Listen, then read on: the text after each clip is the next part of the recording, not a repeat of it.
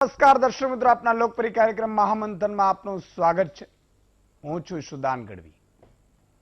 ભારતના જીડીપીમાં 23.9%નો સૌથી મોટો ઘટાડો આવતા અર્થવ્યવસ્થાની સ્થિતિ ચિંતા સમાન બની છે. જીડીપી ઘટવાની પાછળ સરકારે કોરોનાની મહામારીનું વૈશ્વિક કારણ આપ્યું છે. વર્ષ 1870 બાદ પ્રતિ વ્યક્તિ જીડીપીનો દર સૌથી નીચલા સ્તરે પહોંચી ગયો છે, જેને કારણે હોટલ, ટુરિઝમ, ખેતી સહિત આર્થિક જગતના અન્ય ઉદ્યોગોને મસમોટો ફટકો પડ્યો છે. જીડીપી ઘટવાથી સામાન્ય માનવીને શું મુશ્કેલી પડે, જીડીપીને કારણે અર્થતંત્રની કમર કેવી રીતે તૂટી જાય, લોકોની આવક અને રોજગારીને જીડીપી કેવી રીતે સીધી અસર કરે, જીડીપીનો ઘટાડો શું સંકેત આપે છે, આ સહિતના સવાલો પર છે આજનું મહામંથન મારી સાથે.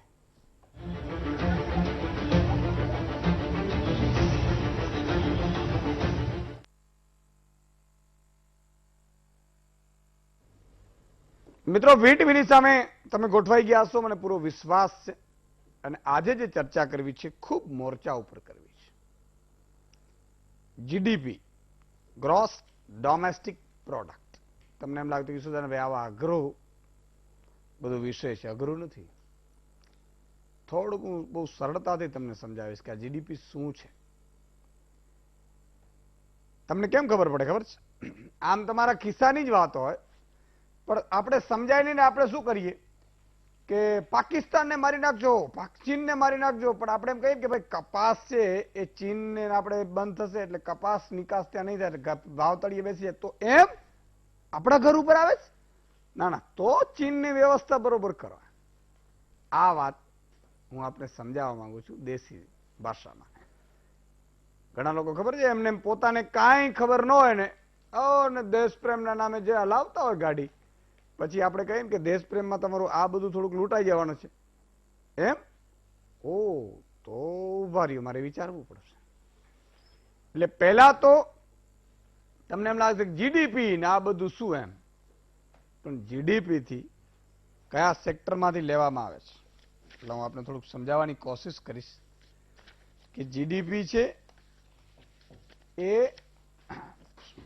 આપણે શેની રીતે અસર કરે છે. કૃષિ છે એટલે કે ખેતી છે, રિયલ એસ્ટેટ છે, મેન્યુફેક્ચરિંગ છે, વીજળી છે, ગેસ સપ્લાય છે, માઇનિંગ, બાંધકામ, વેપાર, communication, financing, insurance, business services, community social તથા જાહેર સેવા વગેરેનો સમાવેશ જીડીપી થી થાય છે. જીડીપી થી આપણે ખબર પડે છે કે આપણા દેશની અર્થવ્યવસ્થા, ઇકોનોમી કેવી છે. જો પડી ભાંગી હોય તો માઇનસ જાય. આ પહેલી વખત મેં કીધું કે 1870 પછી જીડીપી આટલું પડ્યું હશે. 1962માં યુદ્ધ વખતે, ચીનના યુદ્ધ વખતે જીડીપી ડાઉન ગયું હતું માઇનસમાં, પણ એના ટકાવારી મને લાગે 2.5ની આસપાસ હશે, તો હું ભૂલતો ના હોતો. પછી 79-80માં પણ જીડીપી ખૂબ ડાઉન થયું હતું, એનો પણ એ જ ગાળ હતો. પણ પીવી નરસિંહ રાવ સમયે થોડો પછી જે છે એ પ્લસમાં હતો. એટલે આપણે જે સરકારોની ઇકોનોમી કેવી છે ને જીડીપી ઉપરથી ખબર પડે. તમે સમજ્યા ને મારી વાત? તો આપણે એમ કે ખેતી ખેતી ખેતી, પણ ખેતીના પૂરતા ભાવ આવતા હોય એ બધાને વાતો બધા કરતા હોય, તો ખેડૂતને જઈને તો ખબર પડે ખેતીની શું સ્થિતિ છે. પણ આ જીડીપીમાં તમે વિચાર કરો, એગ્રીકલ્ચર ક્ષેત્રમાં 3.4% ગ્રોથ છે, બાકી બધું ધબડકો છે. અને હજી આપણે ખેતી સામે કોઈ ધ્યાન જ નથી દેતું. કૃષિ માટે વિભાગ બનાવ્યો છે કૃષિ મંત્રીનો. કૃષિ મંત્રીઓ છે, રાજ્યના હોય, કેન્દ્રના હોય, પણ એ અનાજનું જ કરતા હોય. નિકાસ, આયાત કરો અનાજ, આ ગોઠવો આ ગોઠવો. પણ ક્યારે એવું ન વિચારે કે હું 2 વર્ષ કૃષિ મંત્રી રહું, પછી ખેડૂતોના આટલા ભાવથી નીચે ન આવી શકે ને મોંઘવારી પણ ન વધે. વચ્ચેની ચેન તોડવાની છે, એ કોઈ તોડે નહીં. આપણે હમણાં પેલા ખાડાઓનું બધું કર્યું ને કમિશન વાળું, ગઈકાલે નર્મદાના વાળા અધિકારીઓને અત્યારે હવે જાગી બધી કે 14ની ચાર્જશીટ આપી દો, એટલે આ વીટીવીમાં આવે પછી ચાર્જશીટો આપવાની. કહેવાનો ભાવાર્થ એટલો છે કે રાજાઓએ હંમેશા જનતાનો હિત વિચારવાનો. એક લેબનાન દેશ છે સાહેબ, બહુ 70 લાખની આસપાસ વસ્તી છે, થોડાક આંકડા મિસ્ટેક હોય તો માફ કરજો. લેબનાન એની સરકારે રાજીનામું આપી દીધું. શું કામ ખબર છે? કે અમારાથી ભ્રષ્ટાચાર રોકી શકાતો નથી, એટલે અમને બેસવાનો અધિકાર નથી, એમ કરીને રાજીનામું આપી દીધું. આપણા વાળા તો ભ્રષ્ટાચારમાં આવી જાય ને, કોર્ટો સજા કરે ને તો ઉપલી કોર્ટમાંથી લઈ આવે. જોયું ને, ક્લીન ચીટ મળી ગઈ, કોઈ કહી ન શકે. મારે એકવાર ભલે માનાની થાય, પણ એકવાર આ કોર્ટના ચુકાદા ઉપર મહામંથન કરવું છે. આ નીચલી કોર્ટે આટલે આપે ને ઉપલી કોર્ટ પાછી, એનાથી ઉપલી કોર્ટો પાછી. ભલે જજીસને પોતાનો મત હોય, પણ આધાર પુરાવા તો ધ્યાન રાખતા હશે ને. અહીંયા તો સલમાન ખાન દોષી ઠરે ને તો નીચલી કોર્ટ, એટલે આપણે એમ થાય કે એ દોષી ઠર્યા, દોષી 5 દિવસમાં સલમાન ખાન પાછો નિર્દોષ છૂટી ગયો. ચિંતા ત્યાં થાય શું થઈ રહ્યું છે. પણ ખેર, એ બીજો વિષય છે. આજે 4 મહાનુભાવો છે, એટલે તમારે જોડવાના ચાન્સીસ ખૂબ ઊંચા છે. ફોન લાઈનમાં 4 મહાનુભાવો જોડાયા છે. જયરાજસિંહ પરમાર કોંગ્રેસના નેતા છે, પ્રેરકભાઈ શાહ ભાજપના નેતા છે, હિમાંશુભાઈ ભાયાણી આર્થિક બાબતોના પત્રકાર છે, અને ફોરમ દવે અર્થશાસ્ત્રી છે. શરૂઆત હિમાંશુભાઈ આપણાથી મારે કરવી છે કે આ જીડીપી નો કઈ રીતનું અત્યારે બધું જાય છે, બધું આમ બરોબર ચાલે છે કે નહીં? ગુજરાતની હિન્દુસ્તાનની જનતા એ જાણવા માંગે છે આપણે કે બધું સમૂહ સૂત્ર આપણે ખબર છે પૂછીએ બધાને કે કેમ છો, મજામાં, અને વાવડ પૂછીએ જેને.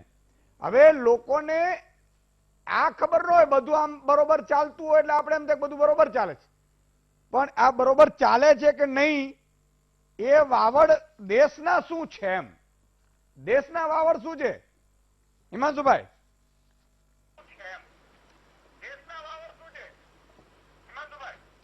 દેશના વાવડની જો વાત કરીએ તો જે 24% આર્થિક દર ઘટ્યો છે, જે 23.9%નો આંક આવ્યો છે, એ આમ જોવા જાઓ ઈસુદાનભાઈ તો સારો કહેવાય. કારણ કે આમાં ક્યાંય જે ઇન્ફોર્મલ સેક્ટર એટલે જે સંગઠિત ક્ષેત્ર નથી એનો ડેટા હજી નથી આવ્યો. જો ઈ ડેટા તમે જોડો તો 10 થી 11%નો વધારો, એટલે રફલી 33 થી 34% જીડીપી ડાઉન, એટલે 33 થી 35%ની વચ્ચે તમારે દેશનો જીડીપી ડાઉન છે એવું વિચારીને ચાલવું પડે આ પરિસ્થિતિમાં. હવે કોરોનાને કારણે અર્થતંત્ર નબળું પડ્યું છે, એટલે એક વાત બહુ સ્પષ્ટ સાબિત થઈ છે કે લોકડાઉન છે એ સક્સેસફુલ સાબિત રહ્યું છે. કારણ કે રાષ્ટ્રીય લોકડાઉન 24 નવેમ્બરથી જાહેર કરવામાં આવ્યું હતું, અને એની અસરો દેખાવાની હતી. એવા તમામ પ્રકારના જે આર્થિક ક્ષેત્રે જે લોકો જે નિષ્ણાંતો છે, જે અર્થશાસ્ત્રીઓ છે, એમનું કેવું હતું કે 30 થી 35% જીડીપી ઉપર અસર પડશે.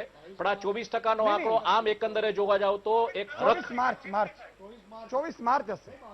માર્ચે જનતા કર્ફ્યુ, 23મી ઓપન, 24મી થી લોકડાઉન, રાત્રે 12 વાગે. 24 માર્ચ એટલે માર્ચ મહિનો આપણે કન્સિડર કરીને ચાલીએ, છેલ્લું અઠવાડિયું. હા, તો એ પરિસ્થિતિમાં તમે જુઓ તો આજે જે અર્થશાસ્ત્રીઓ જે આંકડા આપ્યા હતા એની દ્રષ્ટિએ આ 24% જે 23.9% જે આંકડો આવ્યો છે એ મારી દ્રષ્ટિએ ખોટો આંકડો નથી, સારો આંકડો છે એમ આપણે માનીને ચાલી અત્યારે. પણ આગામી દિવસોમાં આ Q1 નો ડેટા છે, એટલે Q2 નો જે ડેટા છે એ પણ નબળો આવવાની સંભાવના છે. આપણે હવે Q3 તરફ જઈ રહ્યા છીએ, જ્યારે કોરોનાના કેસીસ વધી રહ્યા છે. એટલે એક બાજુ તમે કહી શકો કે લોકડાઉન સફળ રહ્યું કારણ કે અર્થતંત્ર શિથિલ થયું, પણ સામે હવે પરિસ્થિતિ બહુ વિકટ ભરી આવી રહી છે. Q3માં અર્થતંત્ર નબળું છે અને કોરોનાના કેસીસ પણ વધી રહ્યા છે. એટલે એક તરફ બીમારી છે અને લોકોના ખિસ્સામાં પૈસા નથી. મેન્યુફેક્ચરિંગ સેક્ટરની વાત કરીએ તો બધું ડાઉન છે યર ઓન યર તમામ ક્ષેત્રે. સરપ્રાઇઝિંગ જે ડેટા આવ્યો છે માઇનિંગ સેક્ટરમાંથી, માઇનિંગ સેક્ટર અને પબ્લિક સર્વિસીસ કોરોના કાળમાં જો આટલું બધું તમારે મોબિલાઇઝ કરવા પડ્યા હોય, પેશન્ટ આટલા લોકો મોબિલાઇઝ થયા હોય, બીજા જે પરપ્રાંતીય જે મજદૂર હતા એ આટલા મોબિલાઇઝ થયા હોય, તો પબ્લિક સેક્ટર સર્વિસીસનો ડેટા એ બહુ સરપ્રાઇઝિંગ છે કે એ નબળો અને નીચો આવેલો છે. અને Q2માં જે કન્ઝમ્પશન થવું જોઈએ એ કદાચ ડાઉન જશે, ને Q3માં પણ હવે જો જે રીતે તમામ રાજ્યો કહી રહ્યા છે કે પોતાની રીતે લોકડાઉન કરશે, ગુરગાંવ એમ કહ્યું છે લોકડાઉન એની રીતે કરશે, પંજાબ એમ કહ્યું છે એની રીતે લોકડાઉન કરશે, કન્ટિન્યુ કરશે, વેસ્ટ બેંગાલ એમ કહી રહ્યું છે, તો આ પરિસ્થિતિ જો સર્જાશે તો હજી કન્ઝમ્પશન ડાઉન જશે કેવી સંભાવના છે. અને સાથે સાથે સૌથી મોટી જે ચિંતાનો વિષય છે જે છે ઈસુદાનભાઈ, એ છે કે જે પ્રકારે મેન્યુફેક્ચરિંગ ક્ષેત્રે જે ડેટા એવો છે એ ઘણો નબળો છે, ડાઉન છે, સર્વિસ સેક્ટરનો ડેટા ડાઉન છે, અને આગામી ક્વાર્ટરમાં 15 થી 18 લાખ કરોડની ઇન્કમ જે પબ્લિક સ્પેન્ડિંગ કે પ્રાઇવેટ સ્પેન્ડિંગ થતું હતું એ ઓછી થવાની સંભાવના છે. ગરીબ લોકો કે જે બધા જે મજૂરો જે વયા ગયા છે એ લોકો અત્યાર સુધી પોતાના સેવિંગ્સ ઉપર રહ્યા છે. એટલે ઈ ડેટા, ઈ દ્રષ્ટિએ તમે જોવા જાવ તો હવે કદાચ પાછું અર્થતંત્ર ઊભું થાય તો સૌથી પહેલા એ લોકો સેવિંગ કરવાનો પ્રયત્ન કરશે, એટલે કન્ઝમ્પશન નહીં થાય, એટલે ડિમાન્ડ પિકઅપ નહીં થાય. અને Q4 આપણે કન્સિડર કરીએ આ ફાઇનાન્શિયલ યરનું તો એક અંદાજો આવી રહ્યો છે. અર્થશાસ્ત્રીઓ જે કહી રહ્યા છે કે જીડીપી એકંદરે આખા વર્ષમાં 12 થી 15% નેગેટિવ, એટલે ઝીરો નહીં, ઝીરોથી પણ નીચે 12 થી 15% જવાની સંભાવના છે. મારું પોતાનું આકલન છે કે આ અર્થતંત્ર પાછું ઊભું કરવામાં હજી બીજું એક ફાઇનાન્શિયલ યર, અને જો એ પરિસ્થિતિમાં કોઈ કરન્સી વોલેટાલિટી ઊભી ના થાય, કોઈ પ્રકારના જે બધા ટેરિફ વોર્સ ને બધું જે થઈ રહ્યું છે, ચાઇનીઝ એગ્રેશનની જે વાત આવી રહી છે, આવી કોઈ સમસ્યાઓ ન સર્જાય, ઓઇલના પ્રાઇસીસ સ્ટેબલ રહે, તો હજી તમારું બીજું એક ફિસ્કલ યર તમે કન્સિડર કરીને ચાલો. કારણ કે લોકોમાં અત્યારે બહુ મોટામાં મોટો જે પ્રશ્ન છે એ છે કે જે રીતે કોરોનાનો દર વધી રહ્યો છે, કોરોનાના કેસીસ વધી રહ્યા છે, એમાં લોકો બહાર જઈને સ્પેન્ડ કરશે કે નહીં. મારો પોતાનો અનુભવ હું તમને કહું કે હું છેલ્લા 3 અઠવાડિયાથી શનિ રવિ મારે બહુ કામ હોતું નથી એટલે હું પ્રવાસ કરું છું. મહુવા હું ગયો હતો, જુનાગઢ હું ગયો હતો, બજારો ખુલી ગઈ છે, લોકો જીવના જોખમે બજારો ખોલીને બેઠા છે, માસ્ક પહેરે છે, ખિસ્સામાં સેનેટાઇઝર્સ રાખે છે, પણ ગ્રાહકો નથી. એટલે સરકારે સપ્લાય સાઇડે જે કામ કર્યું છે કે રાહત પેકેજો લોન સ્વરૂપે કે જે પણ કાંઈ આપવાની વાત કરી છે, 20 લાખ કરોડની આત્મનિર્ભર યોજના કે આ કે તે સપ્લાય સાઇડનું કામ છે કે કારખાનાઓ ધમધમતા થાય. પણ ડિમાન્ડ સાઇડે સરકારે હજી લોકોના હાથમાં પૈસા આવે, લોકોના હાથમાં એક પૈસા સ્પેન્ડ કરવાનો કોન્ફિડન્સ આવે. તમારા ખિસ્સામાં રહેલી નોટ એ તમારો કોન્ફિડન્સ છે. તમે મને આજ રાજકોટમાં ક્યાંય મળો, એમ કહો કે હાલો ભાઈ પટેલમાં આઈસ્ક્રીમ ખાવા, તો હું કહું ચાલો ખાઈએ આપણે, નહીં, મારા ખિસ્સામાં રહેલો કોન્ફિડન્સ છે. એટલે પૈસો છે એ કોન્ફિડન્સ છે. એ કોન્ફિડન્સ તમે જ્યાં સુધી આમ જનતાને નહીં આપો ત્યાં સુધી આ સમસ્યા ડિમાન્ડની એમનેમ રહેશે. અને આ ભયાવહ પરિસ્થિતિમાં જ્યારે કોરોનાના આંકડાઓ વધી રહ્યા ત્યારે ડિમાન્ડ કેવી રીતના રિવાઇવ કરવી, કારણ કે જો ડિમાન્ડ રિવાઇવ નહીં થાય તો કારખાનાઓ ધમધમશે નહીં. કારણ કે માલિકો બહુ સ્પષ્ટ રહેશે કે ડિમાન્ડ છે તો અમે ઉત્પાદન કરીશું, નહીતર અમે નહીં કરીએ. હવે આપણે વાત કરીએ, તમે વાત કરી કૃષિ ક્ષેત્રની, તો કૃષિ ક્ષેત્રે બહુ જે બીજો ડેટા આવી રહ્યો છે મંડીઓમાંથી છે કે માલ આવી રહ્યો છે પણ ભાવ નથી મળી રહ્યા, કારણ કે આ જ સમસ્યા છે, ડિમાન્ડ નથી. અને બીજી તરફ ઇન્ફ્લેશન જે ફ્યુલ પ્રાઇસીસને કારણે વધી છે, જે મોંઘવારી, એટલે તમને અત્યારે ક્યાંક ઇકોનોમી બેલેન્સ થઈ રહેલું એવું દેખાઈ રહ્યું છે. પણ જીએસટી નો શેર 12 રાજ્યોને નહીં મળે તો 12 રાજ્યોમાં પરિસ્થિતિ એવી છે કે રાજ્ય સરકારના કર્મચારીઓના પગાર કેમ થશે. એક બાજુ ભારતનું જે અર્થતંત્ર છે એ ઇનવર્ડ ઇકોનોમી છે, તહેવારો આધારિત છે, મેળાવડાઓ આધારિત છે. હવે એ બધું થતું નથી, લગ્નગાળો જોયો એવો છે નહીં, તહેવારોમાં બધી જગ્યાએ મંદિરો પણ બંધ રહ્યા છે, આ પરિસ્થિતિઓ સર્જાણી છે. એટલે તહેવારનું સ્પેન્ડિંગ નથી થતું, તહેવારનું કન્ઝમ્પશન નથી થતું. અને જીએસટી નો શેર જો સ્ટેટ્સને ટાઈમસર નહીં મળે તો તમે વિચારો કે સરકારી કર્મચારીઓના પગારમાં જે કાપ આવશે. તો અત્યાર સુધી જે હતું એ શું હતું કે એસેન્શિયલ સર્વિસીસમાં જ સ્પેન્ડ થયું છે. અનાજ જેટલું જોઈએ છે એટલું મેં લીધું છે, અને જે પણ મારે દૂધ કે શાકભાજી જોઈએ છે એ લીધું છે, મેડિસિન્સ જ્યારે મારે જેટલી જોઈએ છે એટલી લીધી છે, સેનેટાઇઝર્સ કે જે કાંઈ જોઈએ છે લીધું છે. તો એ દિશાનું સ્પેન્ડિંગ થશે, એનાથી વધારે સ્પેન્ડિંગ થવાની સંભાવના નથી. એટલે બાકીનું સ્પેન્ડિંગ જો સરકારી કર્મચારીઓના પગારમાં હવે કાપ આવશે તો એ આપણે બહુ મોટી મહામંદી તરફ, એટલે નેગેટિવ ઇકોનોમિક ગ્રોથ તરફ આપણે જઈ રહ્યા છીએ. આમાંથી કેમ નીકળવું એના ઉપર સરકારે અત્યારે ઇન્સ્ટન્ટલી લોકોના હાથમાં ડિસ્પોઝેબલ ઇન્કમ આવે અને લોકો સ્પેન્ડ કરતા થાય ને પૈસાનો પાછો કોન્ફિડન્સ જનરેટ થાય. કારણ કે 15 થી 18 લાખ કરોડની ઇન્કમ જો તમારી પ્રાઇવેટ સ્પેન્ડિંગની ડાઉન થવાની હોય, તમારું પ્રાઇવેટ સ્પેન્ડિંગ છે 57 થી 60% હતું, એ અત્યારે 30 થી 35%ની આસપાસ આવી ગયું છે. જો આ કન્ટિન્યુ રહેશે, જ્યાં તમારું રેસ્ટોરન્ટ સ્પેન્ડિંગ છે, મલ્ટીપ્લેક્સ સ્પેન્ડિંગ છે, આ બધું કન્ટિન્યુ રહ્યું તો આઈ થિંક આપણે 12 થી 15% ઓવરઓલ નેગેટિવ ગ્રોથ તરફ આ વર્ષના અંતે જઈ રહ્યા છીએ. ઈશુદાનભાઈ, હવે આ મિત્રો તમને એમ લાગે 12 થી 15%, અને આમાં શું ના, હું તમને સમજાવું ખાલી દાખલો. આમાં સાહેબ ધંધા રોજગાર ચોપાટ થઈ જાય, નોકરીઓ વહી જાય, તમને નોકરીઓ મળે નહીં, સરકારની ભરતીઓ, સરકારના અત્યારના જીએસટીની જે વાત કરી 12 રાજ્યોમાં, એમાં ગુજરાત પણ છે કે કેન્દ્ર સરકારે જીએસટીને આપણે અંદાજે 12,000 કરોડની આસપાસ આપ્યા નથી. તો આપણા સરકારી અધિકારીઓના પગાર કઈ રીતે કરીશું, અને જો એ ન થાય તો ભરતી કઈ રીતે થાય? સમજો આ બે વસ્તુ. આ તમારા સીધા ખિસ્સાની વાત કરી રહ્યો છું. જે આ વાત છે એ ખિસ્સાની વાત થઈ રહી છે. તો બીજી બાજુ મગફળી કે જે ઉત્પાદન થોડું ઘણું પણ થશે, સરકાર સહાય કઈ રીતે ચૂકવશે, કમોસમી વરસાદની ઉત્પાદન થશે, એના ભાવ કઈ રીતે મળશે, એનાથી ઉપર ઉઠીને લાંચિયા અધિકારીઓ છે એને માલ મળી રહ્યું છે. કારણ કે હમણાં જે પોલીસ ઇન્સ્પેક્ટર છે 40 લાખનો તોડ કર્યાની ચર્ચા છે. 40 લાખ અહીંયા જ્યાં માલ છે અહીંયા છે ખરું પાછું.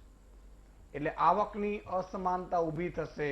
જે બૂચ મારે છે, જે લૂંટે છે, એની પાસે અધધ મિલકત પાછી રહે અને એના કારણે એ પાછા માર્કેટ ઉપર કબજો. આખી ઘટનાઓ આવી થવાની છે.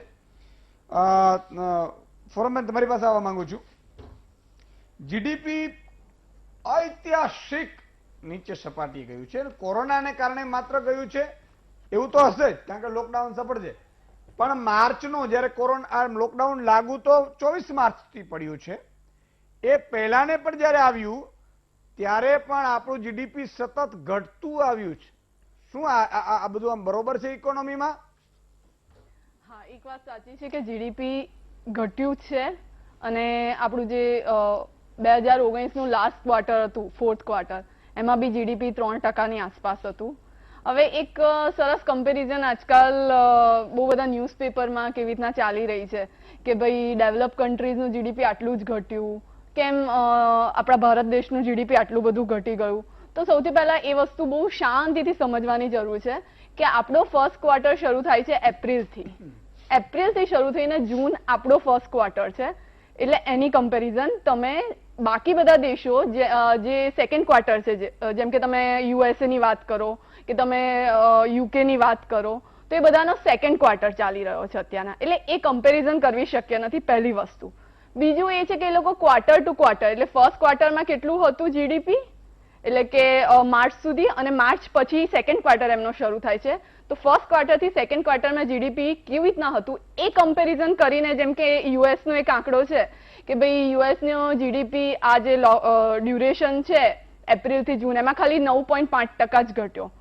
પણ જો તમે એનું એન્યુઅલ એટલે કે વાર્ષિક કમ્પેરિઝન કરો તો એ 34% બતાવે છે. તો આ કમ્પેરિઝનને ભારતના જીડીપી જોડે કમ્પેર કરવો શક્ય નથી. કારણ કે આપણું કમ્પેરિઝન કેવી રીતે થાય છે સમજો. અત્યારના તમે જો એપ્રિલથી જૂન ના જીડીપીની વાત કરો છો, જે 23.9% ઘટ્યો છે ભારતનો, એની કમ્પેરિઝન તમે કરો છો ક્વાર્ટર એપ્રિલથી જૂનનો 2019નો. તો આપણું 2019માં શું હતું આ ડ્યુરેશનમાં અને અત્યારના શું છે એ કમ્પેરિઝન થાય છે. તો તમે જ્યારે ડેવલપ કન્ટ્રીઝ અને ઇન્ડિયાની વાત કરો તો એ કમ્પેરિઝન શક્ય નથી. પહેલી વસ્તુ એ બહુ જ મગજમાં, મતલબ આ બધા ન્યૂઝપેપરમાં, ફેસબુકમાં, અલગ અલગ મીડિયમ થ્રુ આ જે કમ્પેરિઝન થાય છે એ સમજવાની જરૂર છે કે એ કમ્પેરિઝન કરવાની જરૂર નથી કે ભાઈ આ દેશનું આટલું જ ઓછું કેમ ઘટ્યું અને આપણું આટલું બધું કેમ ઘટી ગયું. હા, છતાં એ સત્ય હકીકત છે કે આપણો જીડીપી રેટ ઘટ્યો છે. હવે આ જે હિમાંશુભાઈએ વાત કરી એ વસ્તુ એક સમજવા જેવી છે કે આપણા અત્યારનો જે જીડીપી ગ્રોથ રેટ 23.9% ઘટાડો દર્શાવવામાં આવ્યો, એમાં સૌથી મેજર પ્રશ્ન એ છે કે આ ડેટા કલેક્ટ કેવી રીતે થયા. ડેટા કલેક્શનનું બહુ મેજર આમાં ઇસ્યુ હોય છે કે ભાઈ જે ઇન્ડસ્ટ્રીએ ડેટા આપ્યા, કે જે એન્યુઅલ રિપોર્ટ આપ્યો એના બેઝ પર, ગવર્મેન્ટના બેઝ પર, પણ અનઓર્ગેનાઇઝ સેક્ટર કે જેના ડેટા તમે કલેક્ટ કરી રહ્યા છો એ આ વખતે કરવા શક્ય ના બન્યા, કારણ કે એપ્રિલ અને મે સંપૂર્ણ લોકડાઉન હતું. જૂનમાં પાર્શિયલી પણ ઘણા અંશે હતું. એટલે 70% લોકડાઉન દરમિયાન આ વસ્તુની વાત થઈ રહી છે. અને અનઓર્ગેનાઇઝ સેક્ટર, જે હિમાંશુભાઈએ વાત કરી, એની વસ્તુ સમજવાની જરૂર છે કે અનઓર્ગેનાઇઝ સેક્ટર 94% એમ્પ્લોયમેન્ટ આપે છે, જેના ડેટા આપણી પાસે આ ક્વાર્ટરના નથી. હા, એનો ઘટાડો જ થયો છે, એમ નથી કહેતી વધારો થયો છે, પણ એના આંકડા આપણી પાસે નથી. એનું આઉટપુટ જીડીપીમાં 45% છે. એટલે તમારી પાસે એકચ્યુઅલ ડેટા છે જ નહીં. એટલે એના પર તમે એ રીતે કમ્પેરિઝન કરો કે ના ભાઈ આ ઘટ્યું છે કે વધ્યું છે. બની શકે કે વધારે હોય. જેમ કે તમે આઈટી સેક્ટરની વાત કરો તો આઈટી સેક્ટરમાં 85% લોકો વર્ક ફ્રોમ હોમ કર્યું છે, એના આંકડા મળી જ નથી શક્યા. અથવા ફાર્મા સેક્ટરની વાત કરો તો 3.4% વધ્યું છે. ઓકે, હા, આ એક બીજી વસ્તુ સમજવી જરૂર છે. એમને જે માંગ અને પુરવઠાની વાત કરી તો એવું એમને એક વાત સારી કીધી કે હા ભાઈ માંગ વધારવી જરૂરી છે, પણ એક અર્થશાસ્ત્રમાં એક સુંદર નિયમ છે, સેઝ લો ઓફ ઇકોનોમી, જે કહે છે કે ભાઈ supply creates its own demand. મતલબ પુરવઠો હશે તો માંગ ઊભી થશે. અને બીજો એક કેન્સનો સિદ્ધાંત છે કે ભાઈ માંગ ઊભી કરવી જોઈએ. એ બેની વચ્ચે આપણું અત્યારના અર્થતંત્ર ઝોકા ખાઈ રહ્યું છે. ગવર્મેન્ટ ટ્રાય કરી રહ્યું છે કે માંગ ઊભી થાય, સાથે સાથે આ બાજુ સપ્લાય સાઈડને બી હેલ્પ કરી રહ્યું છે, પણ એનું કોઈ શું કહેવાય પોઝિટિવ રિઝલ્ટ અત્યારે આપણને નથી દેખાઈ રહ્યું. સેકન્ડ ક્વાર્ટરમાં બી નહીં જ દેખાય. કદાચ થર્ડ ક્વાર્ટરમાં આ બધું જે ઓપન થયું છે એનો રિઝલ્ટ આવશે. હા, એક ઓર વસ્તુ, હવે આ કેમ થઈ રહ્યું છે જાણવું જરૂરી છે. કાલે ઉઠીને જેમ કે હું મારી ફ્રેન્ડ જોડે માર્કેટ જઉં તો એ જતા જતા પાણીપુરીની લારી દેખાય, હું ત્યાં ખાવાનું ખાઉં. બની શકે કે બીજી એકાદ બે વસ્તુ ખાઉં. હા, મારી ઈચ્છા હોય કે ના હોય, મને એમ થાય કે ના આ સુંદર ડ્રેસ છે તો એ હું લઉં. હવે આ ટાઈપનું જે ડિમાન્ડ છે કે આ ટાઈપનું જે શું કહેવાય શોપિંગ કે તમે જે કહી શકો, એ ઓલમોસ્ટ ઝીરો થઈ ગયું છે. હવે ખાલી એટલી જ વસ્તુ આપણે ખરીદી રહ્યા છે કે જે જરૂરી હોય, માર્કેટમાં જઈને નથી ખરીદી રહ્યા. બરાબર, એટલે આને તમે એવી રીતના કહી શકો કે આ જે અનસર્ટનિટી છે કોરોનાની, એના લીધે આ જે માંગ છે એ ડીલે થઈ છે. હું એને એવું નહીં કહું કે ઝીરો થઈ, હું એને કહું છું ડીલે થઈ, કારણ કે આજે નહીં તો કાલે આપણે માર્કેટમાં જઈશું, પાણીપુરીની લારી બી ખાઈશું. આનો અર્થ સીધો એ થયો મિત્રો કે તમને મને જ્યાં પગાર મળતું હોય, તમને મને ઇન્કમ મળતી હોય, ક્યાંકથી આપણે બૂચ મારી લેતા હોઈએ. બૂચ મારે એટલે માટે શબ્દ વાપરીએ છીએ કે આપણું પેટર્ન છે બધાને, કારણ કે લોકોને બૂચ મારવામાં વધારે રસ છે, એટલે કોણ લૂંટી લેતા હોય. બરાબર, એને આપણે ખબર ન હોય, પણ આ મહામારીમાં જીડીપી નું નુકસાન થયું તો તમે પૂછો હીરા ઉદ્યોગ વાળાને, એને ખબર પડે. કારણ કે એની હીરા ઉદ્યોગ વાળા પાસે સુરતમાં રહેવાના પૈસા નથી જે કારીગર છે એની પાસે, કારણ કે હીરા ઉદ્યોગ પડી ભાંગ્યો છે. ટેક્સટાઇલ વાળા પાસે જાઓ, ટેક્સટાઇલ ભાંગી પડ્યું છે. આપણે એવા તો કેટલાય ધંધા છે કે જ્યાં પડી ભાંગ્યા છે. એને ઘરે તમે જઈને પૂછશો ને કે શું કરો છો, તો કે હાલ તો ઉપર આકાશ ને નીચે ધરતી છે સાહેબ. શું કામ? મેન્યુફેક્ચરિંગ છે બધા. તો હવે આનાથી શું થાય કે એને લાઇટ બિલ તો ભરવાનો છે, બેંકના આપતા, કારણ કે બધા શહેરમાં આવ્યા ને, આપણે બધા એ હોશિયારના દીકરા થવા ગયા. આપણે વડવાઓ કહેતા હતા કે ધ્યાન રાખજો, ધીરે ધીરે જવાનું પગ. આપણે શું કર્યું, ટૂંકી સેલેરી હોય 25,000, એમાં મકાનનો હપ્તો હોય 12,000 રૂપિયા, 10,000, એટલે એ ચાલુ રહ્યું. હવે 12,000 કમાવા ક્યાંથી? દૂધ એ બધું જોશે જ, ખાવાનું, ઘઉં, ચોખા, દાળ, આ બધું તમે કરવા જાઓ એટલે 8 થી 7-8 હજાર રૂપિયો થાય એક પરિવારનો. એટલે 18-20,000 રૂપિયો થયો. હવે 25,000 ની નોકરી જ ના રહી હોય તો એ 20,000 કાઢશે ક્યાંથી? અચ્છા, એક મહિના પોતાના ઘરેણા હશે, આ તે ઘણા એવું આવ્યું કે સોનું રાખી દીધું છે તોય સોનાના ભાવ વધે. બોલો, કારણ કે એ તો ત્યાં સટ્ટામાં જાય છે. એટલે તમે આખી કલ્પના કરો કે એ જે પીડા છે એની વાત છે. જયરાજસિંહજી, જીડીપી ડાઉન ગઈ, હવે આ કોરોનાના કારણે ગઈ છે કે આ બધું સમસૂત્ર નથી ચાલી રહ્યું કે ખરેખર છે શું? ઈસુદાનભાઈ, કોરોનાનો ટેન્યોર કેટલો? આ ક્વાર્ટર, બરોબર, 3 મહિના. સમજ ને ભાઈ, 22 માર્ચ થી શરૂ કરો, જનતા કર્ફ્યુ થી, ત્યાંથી શરૂ થયો, અને એક્ઝેક્ટ તો લોકડાઉન 2 મહિના જ રહ્યું છે. એક્ઝેક્ટ મે અને એપ્રિલ અને મે, હાર્ડકોર જેને આપણે કહીએ. એ સિવાય રિટેલ સેક્ટર તો ચાલુ કરી દીધું હતું ઓલમોસ્ટ. હા, પાર્શિયલી. બરાબર. હવે સવાલ એ છે કે પહેલી વાત તો એ કે આ જીડીપી -23 જતો રહ્યો, લોકડાઉનના કારણે ગયો આટલો બધો નીચે. એમાં પણ 2-3 વાતો પ્રકાશ પાડવા જેવી છે. કે પહેલા તો સ્પષ્ટ કહું કે 25 મે 2014 છેલ્લો દિવસ, ડોક્ટર મનમોહન સિંહજીનો છેલ્લો દિવસ. 26 મે ના દિવસે સોગંદવિધિ થઈ પ્રધાનમંત્રીની. 25 મે જીડીપી કેટલો હતો? 10.3, 10.3. બરાબર. ત્યાંથી શરૂ કરી અને જે દિવસે લોકડાઉન કર્યું એટલે છેલ્લું ક્વાર્ટર. બરાબર. એ છેલ્લું ક્વાર્ટર, હા, MM સિંહના ટાઈમમાં પણ અપ્સ એન્ડ ડાઉન્સ તો આવે, એમ અહીંયા પણ આવ્યા છે. સવાલ એ છે કે છેલ્લે 4.2 હતો બિફોર કોરોના. કોરોના પહેલા 4.2 તો એટલે આ આખો જીડીપી જે ઘટ્યો છે એના મૂળમાં કોરોના તો તમને 25 સુધી છે પાતાળમાં ઉતારી દીધા એના માટે જવાબદાર છે. બાકી જે ઘટવાના કારણો સૌથી પહેલા મિસ્ટેક નહીં બ્લન્ડર્સ છે નોટબંધીનું અને ખોટી જીએસટી નું અમલીકરણ. જીએસટી અમે પણ લાવવાનો દાવો કર્યો હતો, એવું નથી. જીએસટી શરૂઆત અમે જ કરી હતી, પણ અમારા સ્લેબમાં 18% મેક્સિમમ જીએસટી નો સ્લેબ હતો, એ તમે 28% સુધી લઈ ગયા. એટલે વેપારીઓને જે અલ્ટિમેટલી આ બધાનું તો ડોમેસ્ટિક પ્રોડક્ટની ચર્ચા તો કરવાની, મૂળ તો વેપાર ઉપર કરવા માટે થઈ રહે છે. આ તો સારું થજો ખેડૂતોનું, કે જેના કારણે ખેતીએ બચાયા છે. એના પછી બીજું સારું થજો સોનિયા ગાંધીનું અને ડોક્ટર મનમોહનસિંહનું, એટલા માટે કે નરેગા યોજના હતી જેના કારણે રૂરલમાં, ગ્રામીણ વિસ્તારમાં ડોમેસ્ટિક રોજગારી જેને કહી શકાય, એમ્પ્લોયમેન્ટ, સુદાનભાઈ, નરેગા એ ચાલુ થઈ. કારણ કે ગામડામાં એવી કોઈ કોરોનાની અસર નહોતી. બહુ ફેક્ટ, હું ગામડાથી જ આવું છું. અને ત્રીજો એના માટે મદદ કરી હોય તો દારૂડિયાઓએ, કારણ કે દારૂબંધી સૌથી પહેલા રેવન્યુ જનરેટર તરીકે દારૂની છૂટ આપી હતી. આમાં ઇતિહાસ સાક્ષી ને કાગળ ઉપરની વાત છે, કોઈ ના કહી શકશે જ નહીં. એટલે ખેડૂતો જે તમને ગમતા નથી, જે સૌથી વધુ તમે પરેશાન કરી રહ્યા છો, સૌથી વધુ અન્યાય કરી રહ્યા છો, એ ખેડૂતોએ તમારી આબરૂ બચાવી છે, આબરૂ આ સરકારની. નહીં તો -56 થાય. 56 ની છાતીની વાત કરીએ છીએ ને, એ -56 થાય, 23 નહીં. હજુ વાત કરી બેને મને ગમી, બહુ સરસ વાત કરી કે આપણે અનઓર્ગેનાઇઝ સેક્ટર નથી ગણ્યા બેન, બહુ સમજણ સાથે નથી ગણ્યા. પહેલા તો એના પેરામીટર્સ બદલવાની કોશિશ કરી છે. શેને બદલવાની કોશિશ કરી છે? જીડીપી માપવાની બહુ મોટી જબરજસ્ત ચાલ કહેવાય જેને, એના પેરામીટર્સ બદલવાની કોશિશ ચાલુ કરી દીધી છે. એમાં હજુ સંપૂર્ણપણે સફળ થઈ નથી આ સરકાર. એના પેરામીટર્સ જ બદલી કાઢો. એના પછી અનઓર્ગેનાઇઝ સેક્ટર જે સૌથી વધુ રોજગારી આપે છે એ નથી ગણ્યા. કેમ નથી ગણ્યા? બહુ સમજણ સાથે નથી ગણ્યા. સમજણ સાથે ગમે તેટલો પ્રયત્ન કરે આવી જ ના શકે, કારણ ઝીરો છે.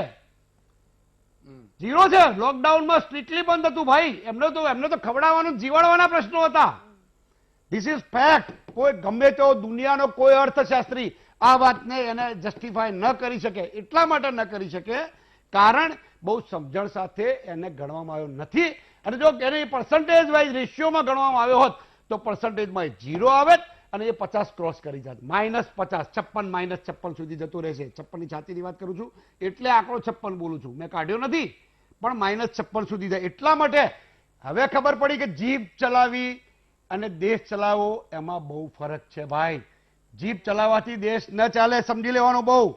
અને કોઈનો પંજો તિજોરી ઉપર નહીં પડવા દઉં. તો આરબીઆઈમાં લૂંટ કોને ચલાવી છે ભાઈ?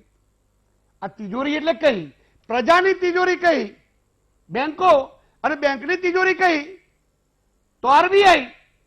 તો આરબીઆઈમાં કેટલી વખત તિજોરી ખાલી કરી? તો પંજો કોનો પડ્યો? તમારો ભાઈ, તમારો. સમજી લેજો. આ ગુજરાતી જનતા પણ, દર્શકો પણ આપના માધ્યમથી કે જે લોકો તમને છેતરી અને બોળવીને આ કોંગ્રેસનો પંજો સરકારી તિજોરી ઉપર નહીં પડવા દઉં એવું કહેવા વાળાએ પહેલો જ પંજો માર્યો આરબીઆઈ ઉપર. 1,76,000 કરોડથી 3 વખત એના પૈસા લીધા છે. એમાં તો કેટલા જણા છોડીને જતા રહ્યા ભાઈ? કેમ જતા રહ્યા? રઘુરામ રાજન કેમ ગયા? ઉર્જિત પટેલ કેમ જતા રહ્યા? વિરેલ આચાર્ય કેમ ગયા? અરવિંદ સુબ્રમણ્યમ કેમ જતા રહ્યા? માગો હિસાબ. કેમ સારા તજજ્ઞો તે દેશના?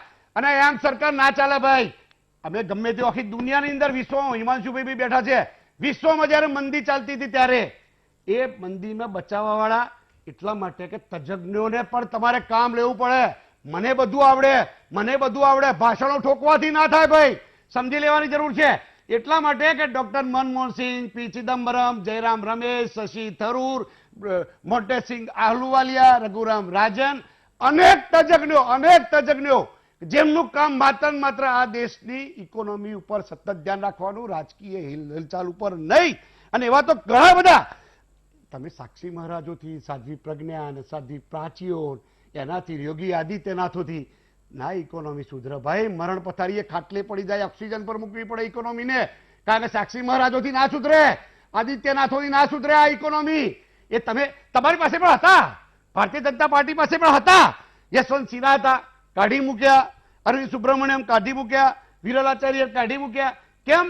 કે કોઈકના કોઈક બાબતે ઓડિટ કરતા હતા, કોઈના કોઈ બાબતે ઓડિટ કરતા હતા. ભાઈ ના, આ ના થાય, કારણ કે એમને સરવાળે તો એ આઈએએસ કે આઈપીએસ કે આઈઆરએસ થયા છે તો આમની સેવા માટે નથી થયા ભાઈ, એ પ્રજાની સેવા માટે. કારણ કે એમને સોગંદ લીધા છે, બંધારણને વફાદાર રહેવાના લીધા છે સુદાનભાઈ, સરકારને વફાદાર રહેવાના લીધા છે, પ્રજાને વફાદાર રહેવાનું છે. નહીં કે ત્યાં બેઠેલા સત્તાધીશોને મન ફાવે એમ. અને કેવી રીતે થાય મને સમજાવો.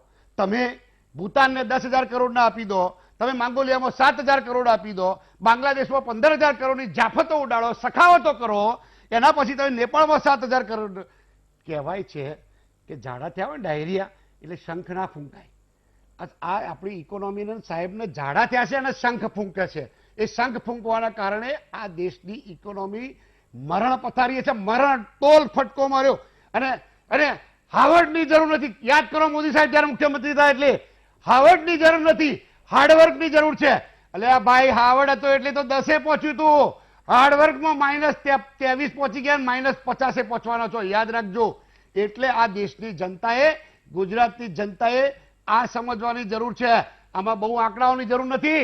સમજણ કોઠા સુધમાં ભૂતકાળમાં ખેડૂતો વડાપ્રધાન દેશના થયેલા છે, ખેડૂતો આ દેશના વડાપ્રધાન થયા છે, પણ એના કારણે કોઈ ઇકોનોમી કોઈની પતી નહોતી ગઈ. એટલા માટે નથી પતી ગઈ કે જેને સમજણ પડે છે એને પૂછો ભાઈ. જેની ફિનાન્શિયલ એક ડિસિપ્લિન હોય, મારી પેઢી હોય, મારો ફાઇનાન્શિયલ એકાઉન્ટન્ટ ના પાડે કે સાહેબ આ પૈસા ના વપરાય, તો મારે એનું માનવું પડે, હું શેઠ ના થઈ જાઉં. શેઠે માનવું પડે કે ફિનાન્શિયલ ડિસિપ્લિન મસ્ટ છે તમારે કોઈ પણ ધંધાની, કોઈ પણ સમાજની કે ઘરની તંદુરસ્તી માટે તમારું ફિનાન્શિયલ ડિસિપ્લિન જરૂરી છે. તમે 5 trillion economy, 5 trillion economy, 5 trillion economy, એટલે 5 કિલો ઘઉં માટે 1 કલાક ભાષણ ઠોકો છો. તમે ખબર પડે છે 5 ટ્રિલિયન એટલે કેટલા મીંડા આવે? કેલ્ક્યુલેટરમાં આંકડા ના માય, આંકડા ના સમાય. 5 ટ્રિલિયન ઇકોનોમી એમને ના થઈ જાય. 5 કિલો ઘઉં માટે તમારે કલાક ભાષણ ઠોકીને જનતાને સમજાવવા પડે છે. અને ક્યાંથી વાતો કરો છો? એનપીએની શું સ્થિતિ છે બેંકોમાં? શું સ્થિતિ છે એનપીએની? પૂછો તો ખરા. એનપીએની શું સ્થિતિ છે? અને યોજનાઓ કરી, યોજનાઓ એટલે શું? તમારે ખર્ચ શક્તિ વધારવી પડે. ખર્ચ કોઈકના વ્યક્તિના, નાગરિકના ખિસ્સામાં પૈસા નાખવા પડે. બેન તમે જે કહ્યું એ વાત, ખર્ચે માણસ ક્યાંથી? એને કહ્યું કે સરસ ફ્રોક છે, સરસ ડ્રેસ છે, સરસ પેન્ટ છે, ક્યાંથી લે ભાઈ? એના ખિસ્સામાં તો પૈસા જોઈએ ને. ખિસ્સામાં પૈસા આવે, લોન લેવાથી આવે? લોન લેવાથી આવવાના છે? બધી જ યોજનાઓ લોન અને પછી નાખી દીધું બેંકો ઉપર. બેંકોની સ્થિતિ શું છે? એટલે જે તમારી ઇકોનોમી ડેવલપ કરવા વાળા જે લોકો, મને યાદ છે 2014માં જે લોકો એમ કહેતા હતા કે પ્રધાનમંત્રી Narendrabhai Modi prime minister material છે, એ જ લોકો અત્યારે મોટા ભાગના એલએનટીના છે અને લાયકથી ચાલુ કરી તમામ લોકો કહેવા માંડ્યા છે કે આ વહીવટદારો આ રાષ્ટ્રને ઇકોનોમી માટે ફિટ નથી. એટલા માટે નથી કે તમારે જ્ઞાનના ઇન્જેક્શન, ધર્મના ઇન્જેક્શન, 370ના ઇન્જેક્શન. કેમ ભાઈ? સોશિયલ મીડિયામાં તો બહુ તેજી ધરતી હતી. આ વધારે કાશ્મીરમાં પ્લોટ લઈ લેવાતા ને. હવે તો 5 કિલો ઘઉં માટે લાઈનમાં ઉભા રહો છો. લઈ લો ને કાશ્મીરમાં જઈને પ્લોટ. એમ ના થાય ભાઈ. એટલે આ દેશ પતી જશે, સમજવાની જરૂર છે. અહીં તો બળતરા થાય છે, લોહી ઉકાળા થાય છે, એટલે બોલીએ છીએ ભાઈ કે આ રીતે નહીં. જે જરૂરી હોય કરો, ના નહીં. પણ કાશ્મીરમાં પ્લોટ લેવા વાળા પાછા રેશનિંગની દુકાનની લાઈનમાં ઉભા રહ્યા છે બધા ભક્તો. એ પણ યાદ રાખવું પડે. હકીકત, વાસ્તવિકતા આ છે ભાઈ. એમને ના ઇકોનોમી સેટ થાય ને ઇકોનોમી ના મંદી. અત્યારે અમે મંદી બોલીએ ને તો મને રાષ્ટ્રદ્રોહી ઘોષિત કરી દેશે. હું રાષ્ટ્રદ્રોહી, કારણ કે હું રાષ્ટ્રને વિરુદ્ધ બોલું છું. હું રાષ્ટ્રદ્રોહી થઈ જઈશ, કારણ કે મને નહીં બોલવાનું, હું મંદી છે. એટલે ફ્રીડમ ઓફ એક્સપ્રેશન આર્ટિકલ 19 નો ભંગ કરી નાખે છે. તમે વિચાર તો કરો યાર સુદાન. ઓકે, કઈ રીતે? મને એક લોજિક, મને ખાલી એક સિમ્પલ એક લોજિક બનાવો કે લાખોની મર્સિડીઝ, BMW ને ઓડી લઈને ફરવાવાળા 5 રૂપિયાનું પાર્લેનું પેકેટ નથી વેચાતું. પેકેટ સૌથી પહેલી છટડી પાર્લેમાં કરી છે. એનો મતલબ શું થયો? કે ગરીબમાં ગરીબ માણસ, પૈસાવાળો તો કૂતાને ખવડાવે છે લ્યા, પણ ગરીબમાં ગરીબ માણસ પાર્લેનું 5 રૂપિયાનું પેકેટ ના ખરીદી શકે. એનો મતલબ એ થયો કે એની ખરીદ શક્તિ ખલાસ થઈ ગઈ છે. એટલે આ ઇકોનોમી તમારે ઊંચી લાવવા માટે તમારે એના કરવા જ પડશે. નહીં તો આખો દેશ અનફિટ થઈ જશે. ફિટ ઇન્ડિયાની મુવમેન્ટ ચલાવો, દેશ અનફિટ થઈ જશે. ઓકે. ખૂબ અગત્યની વાત કરી છે, આક્ષેપો પણ કર્યા છે. મેં પોલિટિકલ અવલોકન કર્યું. ના, બિલકુલ પોલિટિકલ. અને પ્રેરકભાઈને આપણે કહેશું પણ ખરું કે આમાં આક્ષેપનો જવાબ પણ એક નાનકડો વિરામ લઈ લઈએ એટલે બધું સમૂહ સૂત્રો હાલે. તમારે ક્યાંય જવાનું નથી, પ્રેરકભાઈનો જવાબ લેવાનો છે. વિરામ બાદ આવીએ છીએ, ફોન લાઈન પણ ખોલીશું. વિરામ બાદ.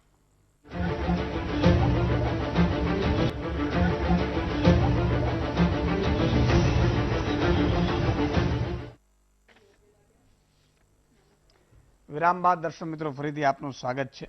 ભાગી નહીં ગયા મને પૂરો વિશ્વાસ છે, કારણ કે આ તમારી ને મારી પણ વાત છે. જીડીપી પણ ઇકોનોમી, આપણા માસીનો દીકરો પાછો આવી ગયો છે સુરતથી, એ બિચારો આંટા ફેરા કરતો છે, આ બધું જીડીપીના કારણે.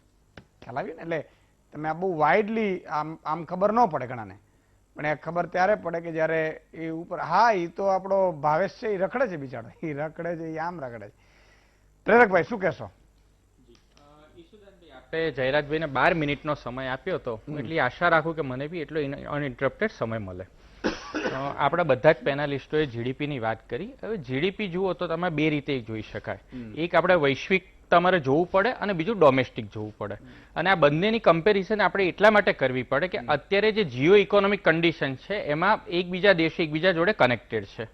આ જે વૈશ્વિક જે મહામારી આવી છે કોવિડની, એ પછી વર્લ્ડ બેન્કે જે કીધું હતું કે એક ગ્લોબલ મેન્ડાઉટ છે, અને S&P એ કહ્યું હતું કે આ વખત વિશ્વનો જે આર્થિક ગ્રોથ છે એ બીજા વિશ્વયુદ્ધ પછીનો સૌથી ઓછો આર્થિક ગ્રોથ રહેશે. અને એ બધું જ આપણે વિશ્વના અલગ અલગ જે દેશો છે એના જીડીપીના આંકડામાં જોયું છે. સિંગાપુરનો જીડીપી 42% માઇનસ આવ્યો હોય, અમેરિકાનો જેમ બેને કીધું એ 34% માઇનસ આવ્યો છે, ફિલિપાઇન્સનો 16.5% હોય, જર્મનીનો 10% હોય, ફ્રાન્સનો 13% હોય, મલેશિયા, થાઈલેન્ડ, આ બધા જ દેશનો. એવી રીતે આપણો બી જીડીપી આવ્યો છે માઇનસ. અને આપણો જીડીપી આટલો માઇનસ આવશે અપેક્ષિત બી હતું કે 20 થી 25%, કારણ કે એપ્રિલ અને મે મહિનામાં સંપૂર્ણ લોકડાઉન હતું, બધી ઇન્ડસ્ટ્રી બંધ હતી. અને આંકડા ક્યારેય ખોટું નથી બોલતા, જે આંકડા છે એ સાચા જ છે. પરંતુ એ પછી સાબરમતીમાં ઘણું પાણી વહી ગયું છે. એ જે સ્થિતિ હતી, આ જે આંકડા આવ્યા અને અત્યારની સ્થિતિ, આ બંનેની અંદર પણ ઘણો ફરક પડવાનો શરૂ થઈ ગયો છે. આ ફરક આપણને કેવી રીતે દેખાય? તો સૌથી પહેલા જો આપણે મેન્યુફેક્ચરિંગ ક્ષેત્રની વાત કરીએ, કારણ મેન્યુફેક્ચરિંગ ક્ષેત્રની એટલા માટે સૌથી પહેલા વાત કરું છું કે એને સૌથી વધારે પ્રમાણમાં હિટ થઈ હતી. અને આપણા દેશમાં જે મેન્યુફેક્ચરિંગનો જે છે એ રાષ્ટ્રીય આવકમાં 23% ભાગ છે, અને રોજગારી મેળવતી જે વસ્તી છે એમાં 25% વસ્તી એની ઉપર નિર્ભર છે. તો મેન્યુફેક્ચરિંગનો જો સૌથી આધારભૂત આંકડો કહેવાય તો PMI કહેવાય, જેને પર્ચેસિંગ મેનેજર ઇન્ડેક્સ કહેવાય છે. પર્ચેસિંગ મેનેજર ઇન્ડેક્સની અંદર જો 50%થી ઉપર હોય તો એક્સપાન્શન બતાવે, અને 50ની નીચે હોય તો એ ડિપ્રેશનની કન્ડિશન બતાવે છે. જે એપ્રિલ મહિનામાં આ જ PMI એ 27.4 આવી ગયો હતો, મેની અંદર એમાં થોડોક વધીને 30.8 આવ્યો, જુલાઈમાં 46 આવ્યો, અને ઓગસ્ટની અંદર એ 52નો આંકડો આવ્યો છે. એટલે જે બતાવે છે કે મેન્યુફેક્ચરિંગ ક્ષેત્રની અંદર સ્થિતિ સુધરી રહી છે. આજનું જ તમે ઇકોનોમિક્સ ટાઈમ્સ જોશો તો એની અંદર એક આર્ટિકલ છે કે ઇલેક્ટ્રોનિક વસ્તુઓનું જે સેલ્સ છે એ 25%થી લઈને 40% યર ઓન યર બેઝિસની અંદર ગ્રોથ છે, જેમાં રેફ્રિજરેટર, વોશિંગ મશીન, માઇક્રોવેવ આ બધાનો સમાવેશ થાય છે. બીજું જો ઇકોનોમીનું સૌથી મોટું ઇન્ડિકેટર હોય તો GST કલેક્શન છે. GST કલેક્શન એક બેરોમીટર કહેવાય છે. જે એપ્રિલ મહિનામાં જે આપણું GST કલેક્શન એ 32,000 કરોડ આવી ગયું હતું, મે મહિનામાં ત્યાંથી વધી અને 62,000 કરોડની આજુબાજુ આવ્યું. એ જુલાઈની અંદર 87,000 કરોડ, અને ઓગસ્ટનો હમણાં ગઈકાલે જે આંકડો આવ્યો 86,449 કરોડ આવ્યું. એટલે કે તમે જુઓ તો આગલા મહિનાઓ કરતા, આગલા વર્ષ કરતા માત્ર 12% ઓછું છે, જે બતાવે છે એને 88% આવી ગયું છે, જે બતાવે છે કે ઇકોનોમીની અંદર સ્થિતિ એ સુધરી રહી છે. આ સિવાય જો ઇકોનોમીને માપવી હોય તો ઓટો સેલ્સના નંબરે બહુ મોટું, કારણ કે ઓટો સેલ્સ છે એની ઉપર ઘણી બધી ઇન્ડસ્ટ્રી ઇન્ટરકનેક્ટેડ, એની જોડે ઓટો એન્સિલરી બી ડિપેન્ડ છે. એટલે કે એની જોડે બેટરી છે, ટાયર છે, પેન્ટ છે, સ્ટીયરિંગ છે, આ બધું એની ઉપર નિર્ભર છે. હવે ઓટોની અંદર 2-3 પ્રકારના ભાગ પડે છે. એક સૌથી મોટું જે ગ્રામીણ ક્ષેત્ર જોડે સંકળાયેલું છે ટ્રેક્ટર સેલ્સ, કારણ કે સીધું ગ્રામીણ ક્ષેત્રને તો તમે ટ્રેક્ટર સેલ્સ જુઓ તો એની અંદર યર ઓન યરમાં 20%નો ગ્રોથ છે. અને ટ્રેક્ટરની જો સૌથી મોટામાં મોટી કંપની કહેવાય મહિન્દ્રા એન્ડ મહિન્દ્રા, તો એનું ઓગસ્ટ 2019નું જે સેલ્સ હતું 13,871 ટ્રેક્ટરનું હતું, એ ઓગસ્ટ 2020માં 23,503 ટ્રેક્ટરનું થયું છે. એવી જ રીતે હીરો મોટોકોમ, જે વિશ્વની બીજા નંબરની દ્વિચક્રીય વાહનની સૌથી મોટી કંપની છે, એનું 65% છે જે ગ્રામીણ ક્ષેત્રમાંથી આવે છે. એ હીરો મોટોકોમે માત્ર ઓગસ્ટ મહિનામાં 5,08,000 દ્વિચક્રીય વ્હીકલોનું વેચાણ કર્યું છે, જે ફેબ્રુઆરી મહિનામાં 4,98,242 હતું. એટલે કે ફેબ્રુઆરી કરતા ઓગસ્ટની અંદર વેચાણ વધી ગયું, એટલે લોકડાઉન પછીની અંદર વેચાણમાં સુધારો આવ્યો છે. આ જ રીતે તમે મારુતિના આંકડા જુઓ, ટાટા મોટર્સ જુઓ, આ બધાના આંકડા, ટાટા મોટર્સના જે ગ્રોથ છે એમાં 154% ગ્રોથ આવ્યો, મારુતિના આંકડામાં 21.3% યર ઓન યર રાઇઝ આવ્યો, અને ઓવરઓલ તમે જુઓ તો ખાલી ઓગસ્ટ મહિનામાં 2,34,276 જે પેસેન્જર વ્હીકલ છે સોલ્ડ થયા છે, અને એમાં પણ એ 20% ગ્રોથ બતાવે છે. બીજી જે હું વાત કરું, જયરાજસિંહભાઈ ઘણી બધી સારી વાત કરી છે, પણ હું એટલું કહું કે આ જીડીપીના આંકડા જે કોંગ્રેસ નથી કે એકવાર પડ્યા પછી ઊભી જ ના થઈ શકે, જીડીપી છે પડ્યો છે તો એ ઊભો બી થઈ જશે. હવે જો વાત કરી કે ખેડૂતોની બી જો વાત કરીએ તો ખેડૂતોની અંદર બી આ વખત જે સારા ચોમાસા અને સરકારના પ્રયત્નોના કારણે જે ખરીફ પાકની જે વાવણી થઈ છે એમાં બી 45% વધારો થયો છે, અને 5.86 કરોડ હેક્ટરની અંદર જે ગત વર્ષે 4 લાખ કરોડ હેક્ટરમાં હતી એના કરતા વધારો થયો છે. ડાંગરનું તમે જુઓ તો 1.20 કરોડ હેક્ટરમાં વાવેતર થયું છે, જે લાસ્ટ યર કરતા 25% વધારે છે. કોટનની અંદર બી વધારે છે અને દાળની અંદર બી વધારે છે, અને આ જે વેચાણ વધારે થયું છે એ ટ્રેક્ટર સેલ્સને આની અંદર રિફ્લેક્ટ થાય છે. પરંતુ જ્યારે જયરાજસિંહભાઈ વાત કરે છે કે ભારતની અંદર સરકારના કારણે જો બધું ગબડી પડ્યું છે, તો ઓસ્ટ્રેલિયાની અંદર આજના જ ગુજરાત સમાચારનો લેખ છે કે ઓસ્ટ્રેલિયાના અર્થતંત્રમાં 1930 પછીનો સૌથી મોટો ઘટાડો. ત્યાં તો નરેન્દ્રભાઈ મોદી કે ભારતીય જનતા પાર્ટીની સરકાર છે નહીં. મારે આ પુરાવો એટલે આપવો પડે છે કે કોંગ્રેસ વાળાની પાછી આદત છે કે સેના જોડે પુરાવો માંગતી હોય તો અમારે તો શું, અમે તો બહુ નાના કામદાર થયા, અમારી જોડે પુરાવો માંગે. જયરાજસિંહભાઈને એ યાદ નહીં હોય કે 1991 ની અંદર વૈશ્વિક મહામારીએ નથી કે વૈશ્વિક મંદીએ નથી, પરંતુ એવું સરસ આપણું અર્થતંત્ર મેનેજ કરતા હતા કે ભારતનું જે ફોરેક્સ રિઝર્વ કહેવાય એ $1.26 બિલિયન રહ્યું હતું, જે માત્ર 21 દિવસનું આપણું જે આયાતનું બિલ છે કરી શકે એટલું હતું. એટલા માટે આપણે 46.91 ટન સોનું એ બેંક ઓફ ઇંગ્લેન્ડ જોડે $400 બિલિયન ઉભા કરવા માટે ગીરવે મૂકવું પડ્યું હતું. જે એમણે વાત કરી કે દેશ વેચી દીધો, આને કહેવાય કે આપણું સોનું બેંક ઓફ ઇંગ્લેન્ડ જોડે. અને ઈસુદાનભાઈ આપ જાણો છો કે કેવી સ્થિતિમાં રાતોરાત એમણે વિમાન દ્વારા મોકલવું પડ્યું હતું. 2008 ની અંદર બી વૈશ્વિકમાંથી ભારતની અંદર કોઈ અસર નથી, સબપ્રાઇમ કટોકટી હતી. એ વખતે એ પ્રકારે માત્ર નોટો છાપી એનું પરિણામ એ કહ્યું કે 2012 અને 13 ની અંદર ઇન્ફ્લેશનના ફિગર 12%, 13%, 14% થઈ ગયા. આપણી current account deficit, fiscal deficit વધી ગઈ. મૂડીઝે ભારતનું રેટિંગ ઘટાડી દીધું. S&P આપણું ભારતના અર્થતંત્રને જંકમાં મૂકી દીધું. વર્લ્ડ બેન્કે આપણને ફ્રેજાઇલ 5 ઇકોનોમીની અંદર મૂકી દીધી. એટલે જ્યારે અમે બી એમણે જે વાત કરી એ જ હું કહું છું કે જીપ ચલાવીને દેશ ચલાવો બેમાં બહુ મોટો ફરક છે. અને જ્યારે વર્લ્ડ બેન્ક આપણને ફ્રેજાઇલ 5 માં મૂકી દે એ બતાવે છે કે આપણું અર્થતંત્ર કેવું હતું એ વખતે. બીજી એમણે જયરાજસિંહભાઈએ જે વાત કરી કે જીડીપીની પેટર્ન બદલવા ટ્રાય કર્યો છે, તો જયરાજસિંહભાઈ જોડે ખૂબ એ જાણકારી વ્યક્તિ છે, પરંતુ ઇકોનોમિક્સના એટલા જાણકાર નથી, એટલે એમની પાસે અપેક્ષા બી નહીં હોય. જે જીડીપી છે એની પેટર્ન એ ભૂતકાળની અંદર 2 વખત બદલાઈ છે. એક જ 2 મિનિટ ઈસુદાનભાઈ વિષય પૂરો કરી દઉં. 1990 ની અંદર બી પેટર્ન બદલાવવામાં આવી છે, ને એ પછી એ બધા જ આંકડા એ પ્રમાણે કર્યા, અને એ પછી 2001 બદલવામાં આવી છે. અત્યારે આ ત્રીજી વખત, અને વર્ષો દરેક દેશની અંદર આ બદલવામાં આવે છે. આ જૂની પદ્ધતિ છે, પરંતુ એમની સરકાર વખતે એમને શું થયું છે એમને ખ્યાલ ન હોય. હવે એમણે વાત કરી એનપીએની, તો એનપીએ ની અંદર છેલ્લા 4 વર્ષની અંદર 4,01,424 કરોડની રિકવરી આવી છે. અને આ ભારતીય જનતા પાર્ટીની જે સરકાર છે એને બેંકોને નિર્દેશ આપ્યો છે કે 50 કરોડ કરતી ઉપરના કોઈ પણ એનપીએ એકાઉન્ટ હોય એની તપાસ કરવી અને ફોજદારી રાહે પગલાં ભરવા. ફ્યુજિટિવ ઇકોનોમિક ઓફેન્ડર એક્ટ એ ચેરમેનને સત્તા આપી એક્ટ 2018 ની અંદર લાગુ પડ્યો. અને જે કહેવાય કે જે કોઈ બી વ્યક્તિ હોય એ ચેરમેન એને લુકઆઉટ નોટિસ જાહેર કરે એની ઉપર એ સત્તા પણ ભારતીય જનતા પાર્ટી આપી છે. આજે જાહેર ક્ષેત્રના બેંકના ચીફને લુકઆઉટ નોટિસ કરવાની સત્તા આપી એ બહુ મોટી વાત છે. એટલે માત્ર વાતો કરવી, લોનો એમણે આપી, રીસ્ટ્રક્ચર એમણે કરી, એનપીએ એમના સમયમાં આટલા બધા થયા. અને રઘુરામ રાજાને પાર્લામેન્ટરી પેનલમાં, આપણા આરબીઆઈના ગવર્નર છે રઘુરામને પાર્લામેન્ટરી પેનલમાં કીધું હતું કે જે પ્રકારે 2009, 10, 11, 12 ની અંદર લોનો અપાઈ છે એ આપણા દેશમાં ગંભીર સ્થિતિનું નિર્માણ કરશે. પરંતુ આ બધી જ લોનો એમણે અંડર કાર્પેટ રાખી. જ્યારે એને ખંખોળવાનું ખબર પડી ત્યારે 36% ની જગ્યાએ 82% જેવી નીકળી હતી અંડર કાર્પેટ લોન. એ આજે સરફેસ ઉપર આવી છે, અને ત્યારે આ બધા કાયદા બનીને એની રિકવરી શક્ય બને છે. હવે બીજી એમણે વાત કરી કે ભ્રષ્ટાચારની ના, એમાં એવું છે કે આપણે 12 મિનિટ કઈ વાંધો નહીં, ચલો બીજી વારમાં લઈશું. એમણે જે જયરાજસિંહભાઈએ જે વાત કરી કે 2014 ની અંદરનો જે જીડીપી ગ્રોથ હું અત્યારે પુરાવા સાથે લાવ્યો છું કે 2014 ની અંદર 4.7% ગ્રોથ હતો. 4.7 હતો. 4.7 આ બેનને બી પૂછી શકો છો. હું એના પુરાવા સાથે હું અહીંયા રજૂ બી કરી શકું છું. પુરાવા સાથે હું રજૂ કરી શકું છું. હવે બીજી વસ્તુ તમે લખેલો ને, હું તો પુરાવા સાથે અત્યારે જ બતાવું. આપું છું તમને. હું તમને પુરાવા સાથે આપું છું.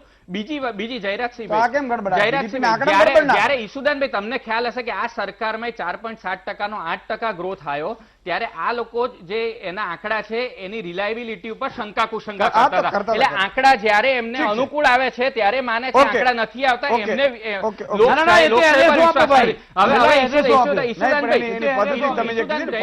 તમને ધ્યાન નહીં હોય યુપીએ 2 ની અંદર છેલ્લા યુપીએ 2 ના 20 ક્વાર્ટરમાંથી 8 ક્વાર્ટર એવા હતા કે જ્યારે 4% કરતા ઓછો જીડીપી હોય. એટલે જ્યારે જીડીપી ની વાત કરતા હોય ત્યારે પહેલા એક વખત પોતાની તરફ એમને નજર કરી લેવી જોઈએ. ઓકે પણ હવે આશા રાખીએ કેગનો વ્યવસ્થિત આવે, કારણ કે કેગમાં હા એનો રિપોર્ટ બહુ જરૂરી છે. એક વાત દર્શક મિત્રોને જોડીએ પહેલા હું આપને કહી દઉં કે તમને લાગતું છે ને કે આમાં આમને સાંભળીએ તો એમ લાગે કે દેશ વેચાઈ રહ્યો છે, અને આમને સાંભળી તેમ લાગે દેશ બહુ પ્રગતિ કરી રહ્યો છે, એવું લાગે ને? એટલે એ પણ હું તમને કહી દઉં કે ભાજપના લોકો જે આમને સાંભળતા હશે એમ કહેશે કે વાહ વાહ વાહ બોસ, જોરદાર, મોટા, ખતરનાક, બરોબર છે. હા ભલે પાછળ કઈ ન હોય ખબર ન એમ કોંગ્રેસ ના હોય એમ કહેતા બોસ બાપુએ વાટ પાડી દીધો ક્યાં. પણ ખરેખર ઈ ના કરો. તમારી પરિસ્થિતિ જુઓ ઘરની. જો આપણે આપણું જોવાનું છે, ઈ ઇકોનોમી આપણી, સમજ્યા કે નહીં? નોકરી છે કે નહીં? નોકરી હશે, છોકરી હશે. ઘણા બધા મારા મિત્રો ત્યારે વાંઢા ફરે છે, એનું શું કરવું? કે નોકરી મળશે તો વાંઢાનો મોકો મળશે. હવે સ્થિતિ આ બધી સ્થિતિઓ તમે જોજો, પણ એક જે ભાજપ કોંગ્રેસનો કાર્યકર્તા નથી, જે ખરેખર વીટીવી નો દર્શક છે, એને બધી ખબર છે અને મને ખબર છે. ઈ પછી ન કહેવાય, નહીં તો ભાઈ તમે આ ભાજપ કોંગ્રેસના કાર્યકર્તાઓ પછી સમજે નહીં ને આપણે. પણ ઠીક છે, પણ અલ્ટિમેટલી તમારા ઘરને તમારે જ માપવાનું છે. એટલે એક દર્શક મિત્ર પણ જોડાયા છે, ભગવતભાઈ અમીન. જી ભગવતભાઈ, હલો હલો જી ભગવતભાઈ. હા હાજી હલો. હાજી બોલો બોલો. હા ઈશુદાનભાઈ, જી મજામાં છો? હું આપનો આ મહામંથન કાર્યક્રમ કાયમ જોઉં છું. અરે વાહ. હા હવે હું ક્યારનો સાંભળી રહ્યો છું. ભાજપ કોંગ્રેસને બી સાંભળ્યા, બેનને અર્થશાસ્ત્રીને બી સાંભળ્યા. હવે સવાલ એ છે ઈશુદાનભાઈ કે બધાએ પ્રોબ્લેમ બધાએ કયા, પણ સમસ્યાનું સમાધાન શું એ કોઈ હજુ સ્પષ્ટતા નથી થતી. એક આમ નાગરિક તરીકે હું આપને કહી રહ્યો છું કે આની ઉકેલ શું? જીડીપી ડાઉન ગયો છે એટલે કે અર્થતંત્ર આપણું ગબડ્યું છે અને એને ઉપર લાવવાનો ઉપાય આ લોકોએ કોઈ હજુ કયા નથી. પણ મારી દ્રષ્ટિએ હું એક ઇકોનોમિક્સ નો એક પાયાના સિદ્ધાંતમાંનો એક સિદ્ધાંત એ કહું આપને કે આપણું ખર્ચ એ બીજાની આવક છે. આ અર્થશાસ્ત્રનો એક 4 પાયામાંનો એક પાયાનો આ સિદ્ધાંત છે કે આપણે ખર્ચીશું તો આવક થવાની છે. હવે ખર્ચવા માટે લોકો પાસે પૈસા નથી. સરકારે હમણાં આત્મનિર્ભર યોજના બહાર પાડી છે કે ભાઈ જરૂરિયાતમંદોને સહકારી બેંકો 1 લાખ રૂપિયાની લોન આપે, પરંતુ એ 31 ઓગસ્ટ છેલ્લી તારીખ હતી, છતાં 1 મહિનો લંબાવવો કેમ પડ્યો? કારણ કે હજુ એ ટાર્ગેટ પૂરો નથી થતો. લોન લેવામાં એટલી બધી જફાઓ અને એટલી બધી પ્રોબ્લેમ છે કે પૈસા લોકોને લાખ રૂપિયા જરૂરિયાતમંદ સુધી પહોંચાડવા માટે બેંકોની માયાજાળમાંથી પસાર થવું અઘરું છે સામાન્ય નાગરિક માટે. એટલે એ ટાર્ગેટ હજુ પૂરો નથી કરી શક્યો. નહીં તો બજારમાં પૈસો આવે, મધ્યમ વર્ગ જ લેવાનો છે કે લોઅર મિડલ ક્લાસ લાખ રૂપિયા લેવાનો સામાન્ય માણસ, તો એ તરત ખર્ચી જ નાખવાનો છે. તો બજારમાં પૈસો આવવાનો જ છે. બીજો એક ઉપાય એવો થાય મારી દ્રષ્ટિએ, 1 વર્ષ માટે ફક્ત સરકારે આપણું જે પહેલા પેરેલલ અર્થતંત્ર ચાલતું હતું બ્લેક મનીનું, એટલે રોકડાના વ્યવહારનું, એક રોકડાના વ્યવહારમાં થોડી છૂટછાટ આપવી જોઈએ. જેમ કે અત્યારે ભાઈ તમારે ઝવેરીની દુકાનમાં કઈ ખરીદવું હોય તો 2 લાખથી વધારે તમે ખરીદી કરો તો તમારે પાન કાર્ડ ને આ તે બધું થાય. એવી રીતે જે બી ખરીદીના આ બધા એમાં થોડીક 1 વર્ષ માટે સરકાર જો છૂટછાટ આપે તો કરોડો રૂપિયા લોકરોમાં લોકોના સડે છે એમ કહું તો ચાલે. કબાટમાં પડ્યા બહાર આવી જાય ટૂંકમાં. એક પ્રતિબંધ છે. 1 વર્ષ માટે આ પ્રતિબંધમાં થોડીક જરૂર જેટલી છૂટછાટો આપવામાં આવે તો હું માનું છું કે બજારમાં પૈસો ફરતો થાય અને પૈસો ફરતો થશે તો ખરીદી થશે અને ખરીદી થશે તો જ નવું માર્કેટ ઉત્પાદન ઊભું થશે. બિલકુલ ભગવતભાઈ બહુ સાચી વાત કરી કે 1 વર્ષ માટે આવી છૂટછાટ આપી શકાય કેમ એ સમગ્ર મુદ્દા ઉપર ચર્ચા આપણે કરવાની છે. ફરીથી એક નાનકડો વિરામ છે તો પછી ડિસ્ટર્બ ન થાય બીજા, એટલે તમે ક્યાંય જતા નહીં, જરાક નાનકડો વિરામ લઈ લો, પાછો આવી જઈએ.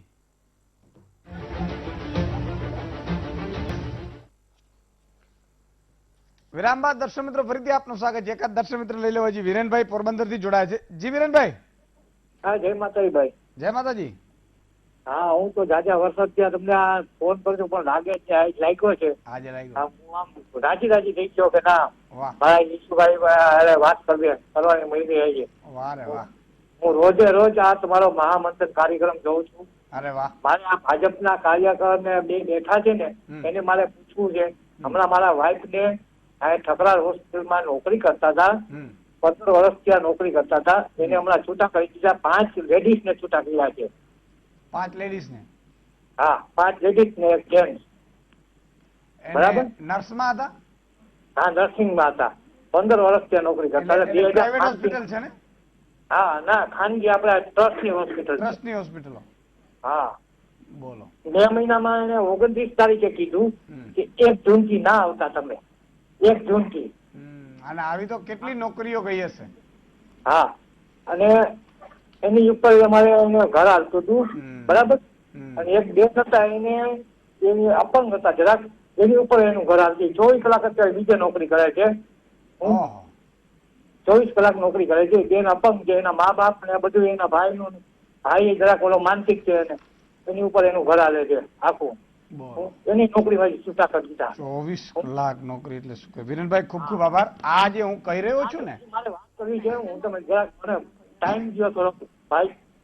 બિલકુલ આ જે હું કહી રહ્યો છું ને કે પીડા જે તમને મને કદાચ નહીં સમજાતી હોય ને તો માનજો કે તમારી મારી પાસે સુધી હજી પહોંચ્યું નથી. આગ છે ને કેટલાય ઘરોને ધજાડી નાખ્યું છે.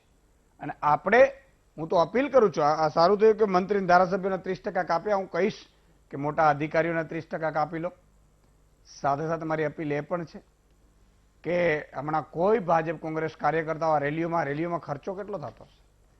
અને તમને એમ થતું કે રેલીઓમાં રોજગારી મળે તો રોજગારી મળે, કોરોના લઈને આવશે ને તો એ ભાજપનો કાર્યકર્તા કોંગ્રેસનો કાર્યકર્તા મજબૂરી આવવું પડશે નોકરી કરતા હોય એટલે. એ નોકરી જ કહેવાય. કાર્યકર્તા હોય એટલે નોકરી જ કહેવાય ભાઈ. તમે તમારી લાલચાએ ગયા હો, બાકી કઈ હોય નહીં કઈ આમાં. અને તમને એમ થાય કે ભાઈ આ નહીં આવે તો મારો આ નારાજ થશે ને આ નારાજ મને હોદ્દો નહીં આપે, લાલચું થઈને નોકરીએ જે જાશો ને પછી કોરોના લઈને આવશો ને તો તમે દવાખાને ક્યાં દાખલ કરશો. પાટીદાર અનામત આંદોલન હતું, મને ખબર છે, હું ના પાડતો તો હિંસા કરવાની, જાહેર મંચ ઉપરથી કહું છું, છતાં હિંસા થઈ. 12 જેટલા પાટીદાર ભાઈઓ મારા શહીદ થયા. આજે એના ઘરે કોઈ 1 કરોડ રૂપિયા જવું, મંદિરમાં 500 કરોડ રૂપિયા આપે છે, એ જ પાટીદારો છે. પણ તમને એ જે શહીદ થયા છે એ ભાઈના ઘરે 1 કરોડ રૂપિયા નહીં આપે. મને ખબર છે, હું બહુ રિયાલિટી કહીશ આપણે. અને એટલા માટે હું કહું છું કે બચીને રહેજો, નહીં તો આ બધા ભેગા થઈને તમને મને ગરીબોને પીસી નાખશે. કાળુભાઈ વંથલીથી જોડાય છે. જી કાળુભાઈ. હાજી. હા, હવે આ જીડીપી કહી તો મારા હિસાબે તો જીડીપી એટલે ગેસ, ડીઝલ ને પેટ્રોલ, એમાં તો 20 થી 35% ભાવ વધ્યો હોય. એટલે આ ઈ વધશે, માસ્કના દંડ વધશે. હમણાં મેસેજ સાંભળ્યા બ્રેકિંગ કે 2 કરોડ રૂપિયા માસ્કના દંડ વસૂલ રાજકોટમાં થયા. વિચાર કરો આ જીડીપી. હલો, આપણો દેશ ખેતી પ્રધાન દેશ છે. જ્યાં સુધી ખેડૂત અને ખેતી પ્રત્યે સરકાર ઉદાસીન રહે ને ત્યાં સુધી આ જ પોઝિશન થવાની છે. ખેતી સમૃદ્ધ થાય, ખેડૂત સમૃદ્ધ થાય તો જ દેશ સમૃદ્ધ થાય. બહુ સાચી વાત. બાકી સવાલ જ નથી. કોઈ દી જીડીપી. લાલ બહાદુર શાસ્ત્રીને મૂર્ખ નો થાય. જય જવાન જય કિસાન નો નારો એટલા માટે લાગ્યા હતા કે આ બહુ જરૂરી છે. ખૂબ ખૂબ આભાર કાળુભાઈ. એક વંથલી જેવા ગામથી જોડાયેલ ભાઈ કેટલી મોટી વાત કરી લે છે. આપણે અહીંયા બધા ઇકોનોમી ને આઈએએસ ને આઈપીએસ શું કરતા હોય ખબર નથી, ડૂબાડી દે છે. પછી કે આમાં તો આ થાય કોરોનાથી તો એમ અડધું ભાઈ આપણે ખબર નહીં પડે. તમને કોરોના તો ઠીક છે, હમણાં નીકળી જશે, પણ અમે તમને સોંપ્યું એટલે પૂછીશું નહીં, તમને તો પગાર આપીશું, પણ દેશનો દાટ ન વાળી દેતા બધા ભેગા થઈને. એવું મારી એક અપીલ છે. તમારી પાસે આવું છું હિમાંશુભાઈ. બીજો ટર્ન છે એટલે મને લાગે બિલકુલ. 2.5 મિનિટ જેટલું મળશે બધાને.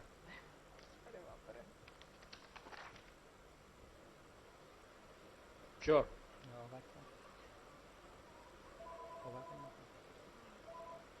અવાજ કપાઈ ગયો છે. અવાજ નથી આવતો. જી બોલવાનું ચાલુ કરી દો. સંભળાતું નથી અવાજ. તમે બોલવાનું ચાલુ કરી દો. બે ઓબ્ઝર્વેશન્સ જે ઓબ્ઝર્વ કર્યા મેં, જે ચર્ચાઓ જે મેં ઓબ્ઝર્વ કરી, બે ઓબ્ઝર્વેશન્સ. કોંગ્રેસ નેતાનું જે ઓબ્ઝર્વેશન હતું કે ગામડાને કારણે આપણે અત્યારે સસ્ટેન થઈ ગયા છે, બહુ સાચી વાત છે. ગામડાને કારણે જ આપણે અત્યારે સસ્ટેન થયેલા છીએ, અને જે પ્રકારે જે મજૂરો જે પાછા ગામડે વયા ગયા છે એ પાછા ખેતી તરફ વળ્યા છે કે નહીં, હજી એનો કોઈ કોન્ક્રીટ ડેટા નથી.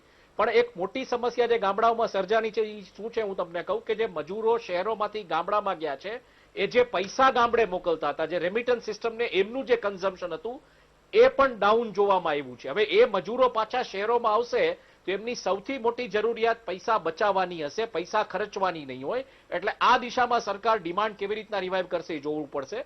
બીજા પોઈન્ટમાં જે ભાજપના જે પ્રતિનિધિ છે એમને મારે કહેવાનું કે જે ડેટા આવી રહ્યો છે વાહનોનો ને આ બધો કન્ઝમ્પશનનો, એ એટલા માટે છે કે જે પ્રકારે લોકડાઉન હતું ને જે પૈસા ખર્ચાણા જ નથી એ પૈસો અત્યારે ખર્ચાઈ રહ્યો છે. પણ છતાંય હજી ઓવરઓલ ડિમાન્ડ જે છે એ પેન્ટઅપ નહીં કરે ને ક્યાંક એવી વાત આવી રહી છે કે હજી આ ક્વાર્ટરમાં ઇકોનોમી જે છે એ કોન્ટ્રાક્ટ થશે ને 10% કોન્ટ્રાક્ટ થવાની સંભાવના છે. ક્વાર્ટર 3 છે that is the point of the worry, કારણ કે કોરોનાના કેસીસ ઓછા નથી થઈ રહ્યા અને આ પરિસ્થિતિમાં બધું કેમ બેલેન્સ થશે એ બહુ મોટી સમસ્યા. એટલે એ દિશામાં સરકારે વિચારવું જોઈએ.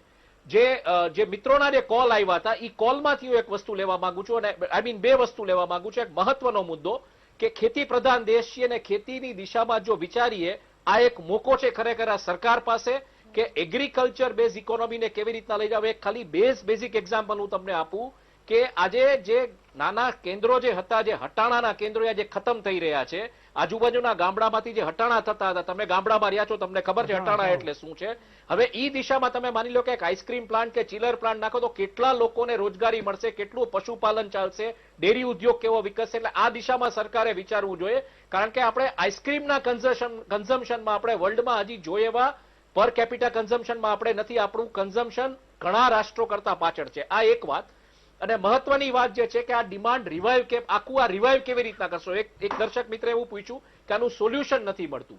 સોલ્યુશન માત્ર ને માત્ર એટલું છે કે સરકારે સપ્લાય સાઇડ ઉપર કામ કર્યું છે, આર્થિક પેકેજીસ બીજું ત્રીજું બધું મોરેટોરિયમ સાહેબ પાસે બધું આપ્યું છે. એમાં એક બહુ મોટું ભયસ્થાની છે કે આ મુદ્રા લોનો છે એનું શું થશે, કારણ કે સ્ટાર્ટઅપ ઇકોસિસ્ટમ સંપૂર્ણપણે અત્યારે ખતમ થઈ ગઈ, એટલે ઈ પણ એક એનપીએ થવાની કગાર ઉપર છે. આવી પરિસ્થિતિમાં ડિમાન્ડ કેવી રીતના જનરેટ કરો, તો ડિમાન્ડ સાઇડ ઉપર હવે સરકારે જો કામ કરવું હોય તો લોકોના હાથમાં ડિસ્પોઝેબલ ઇન્કમ કેવી રીતના આવશે એ વિચારવું પડશે. અને કોરોનાના કેસીસ વધી રહ્યા છે, હેલ્થકેર સેક્ટરમાં બહુ મોટું કામ થયું છે, કારણ કે વેન્ટિલેટર્સ આપણે બનાવતા નહોતા, આપણે વેન્ટિલેટર્સ બનાવતા થઈ ગયા છીએ, આપણે માસ્ક બનાવતા થઈ ગયા છીએ, આપણે પીપીઈ કિટ્સ બનાવતા થઈ ગયા છીએ, આપણે સેનિટાઇઝર્સ બનાવતા થઈ ગયા છીએ. એ બધું જે સરપ્લસ હોય એ કઈ દિશામાં જ્યાં જે સંક્રમિત સ્થળો છે એ દિશામાં કેમ મોબિલાઇઝ કરવું એમાં સરકારે વિચારવું જોઈએ. અને કોરોનાને કંટ્રોલ કરવાની પ્રાયોરિટી સાથે લોકોના હાથમાં ડિસ્પોઝેબલ ઇન્કમ કેમ આવે એ દિશામાં વિચારશે સરકાર, તો આઈ થિંક કારખાનાઓ પાછા ધમધમશે. ને જે આર્થિક પાયાનો સિદ્ધાંત જે એક દર્શકે વાત કરી કે ખર્ચો કરો તો જ તમારી ગ્રોથ આવે, તો ખર્ચો જ નથી થતો, ડિમાન્ડ જ નથી થતી. જેમ મેં તમને કહ્યું કે હું વીકેન્ડમાં અંતરિયાળ બજારોમાં વયો જાઉં છું, બજારનો માણસ છું, આંકડાઓનો માણસ નથી, હું બજારો સ્ટડી કરું છું.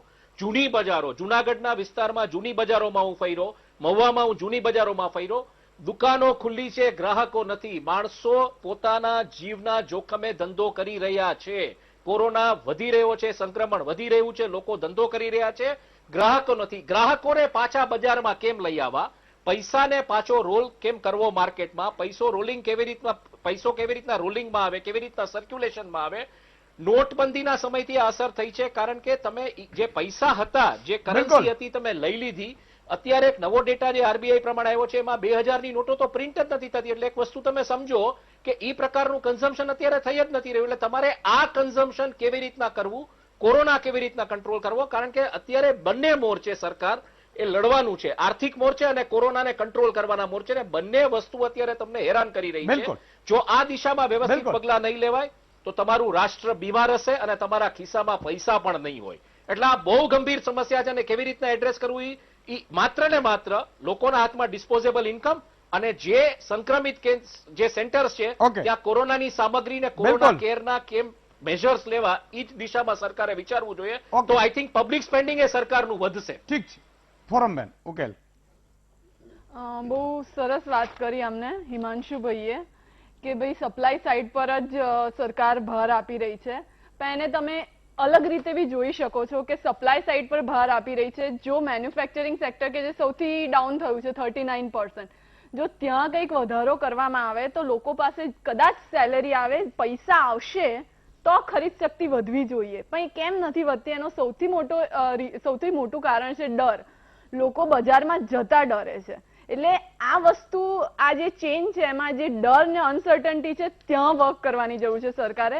એવું નથી કે ભાઈ તમે સપ્લાય સાઇડ બંધ કરી દો, ના, સપ્લાય છે, મેન્યુફેક્ચરિંગ કે બધું કંઈક ધીરે ધીરે ઓટોમોબાઈલ અને ફાર્મા અને હેલ્થ સેક્ટર તો કામ કરી રહ્યું છે, બીજા સેક્ટર કામ કરશે, લોકો પાસે પૈસા આવશે તો લોકોની ખરીદ શક્તિ વધવાના ચાન્સીસ છે.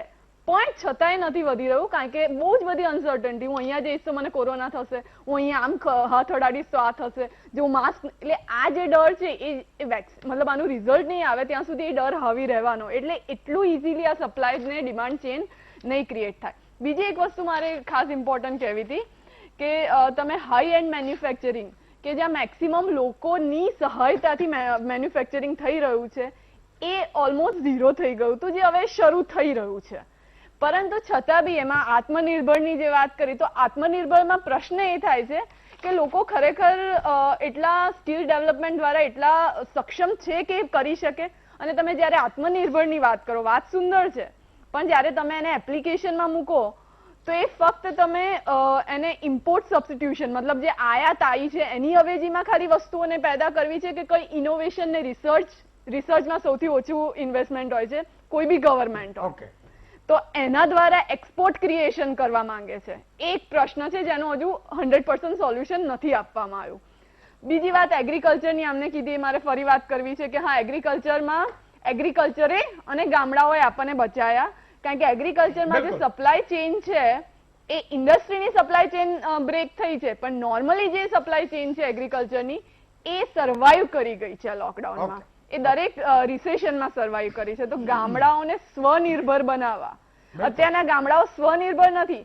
નરેગા સ્કીમ ચાલે છે, પ્રધાનમંત્રી આવાસ સ્કીમ ચાલે છે, પબ્લિક ટોયલેટના કન્સ્ટ્રક્શનની સ્કીમ ચાલે છે, બધી સ્કીમો ચાલી રહી છે કે ભાઈ ઉપરથી પૈસા આવે અને ગામડાનો માણસ કામ કરે, પંચાયત કામ કરે. પંચાયત પોતે વિચારે છે કે મારે શું કરવું જોઈએ, મારે ટેક્સ લેવો જોઈએ કે નહીં.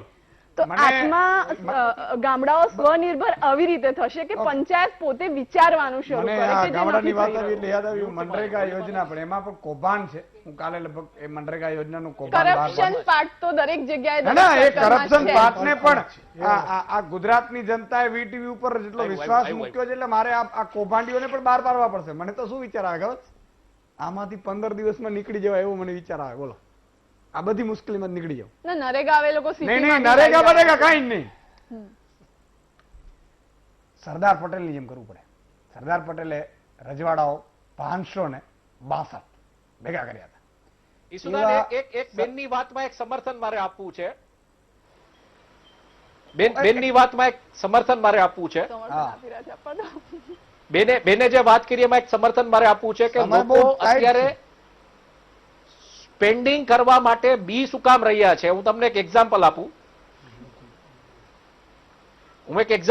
આપું કે અત્યારે રાજકોટમાં એક હોટેલે સાઉથ ઇન્ડિયન ફેસ્ટિવલ કર્યું છે 199 રૂપિયામાં અનલિમિટેડ, પણ લોકો નથી જાતા. 1 થી 16 તારીખમાં 199 રૂપિયામાં અનલિમિટેડ સાઉથ ઇન્ડિયન આપે છે, પણ લોકો જમવા રેસ્ટોરન્ટમાં જતા નથી. એટલે આ પરિસ્થિતિ છે. રેસ્ટોરન્ટ, કુક, એ બધાને સેલરીઓ મળી રહી છે, પણ માલ ક્યાં? મોહબ્બત ત્યારે થાય જ્યારે માલ ખિસ્સામાં હશે. સવાલ એ છે. ના, સેલરી મારે જે કેવું છે એ છે, મારી પાસે ઉકેલ છે, ઇકોનોમી પાસે કોઈ પાસે આવો ના હોય. બોલો, માલ ખિસ્સામાં હોય તો લોકોને ડર છે. નેતાઓની સંપત્તિઓ ભેગી કરી લો, રાષ્ટ્રીય સંપત્તિઓ કરી લો, અને બીજું ધાર્મિક સ્થાનો. માત્ર હિન્દુ નહીં, ઘણા લોકો એમ કે ઈસુદાનભાઈ તો હિન્દુને વાત કરે છે. હા, ઈસુદાનભાઈ હમણાં મારો ચાહકો એ વિરોધ થઈ જશે, મારે એવું નથી કરવું. પણ મુદ્દો એ છે કે તમામ ધાર્મિક સંસ્થાઓ છે ને એની પાસે પડેલું સોનું એ આપણે આજે રાષ્ટ્રીય સોનું ઘણા બધા કરી મંદિરોએ ફ્રી ખવડાયું છે. એમ ખવડાવે તે નહીં ચાલે, મારે એ સોનું જોઈએ. સોનું ભારતની સંપત્તિ કરી દો અને તમામ નેતા અને અધિકારીઓનું લિસ્ટ છે એની સંપત્તિ રાષ્ટ્રની સંપત્તિ કરી દો. મને લાગે છે કે માલા માલ થઈ જવાશે. એક નાનકડો વિરામ લઈ લો, પછી તમારો ટર્ન લો. વિરામ બાદ આવીએ છીએ.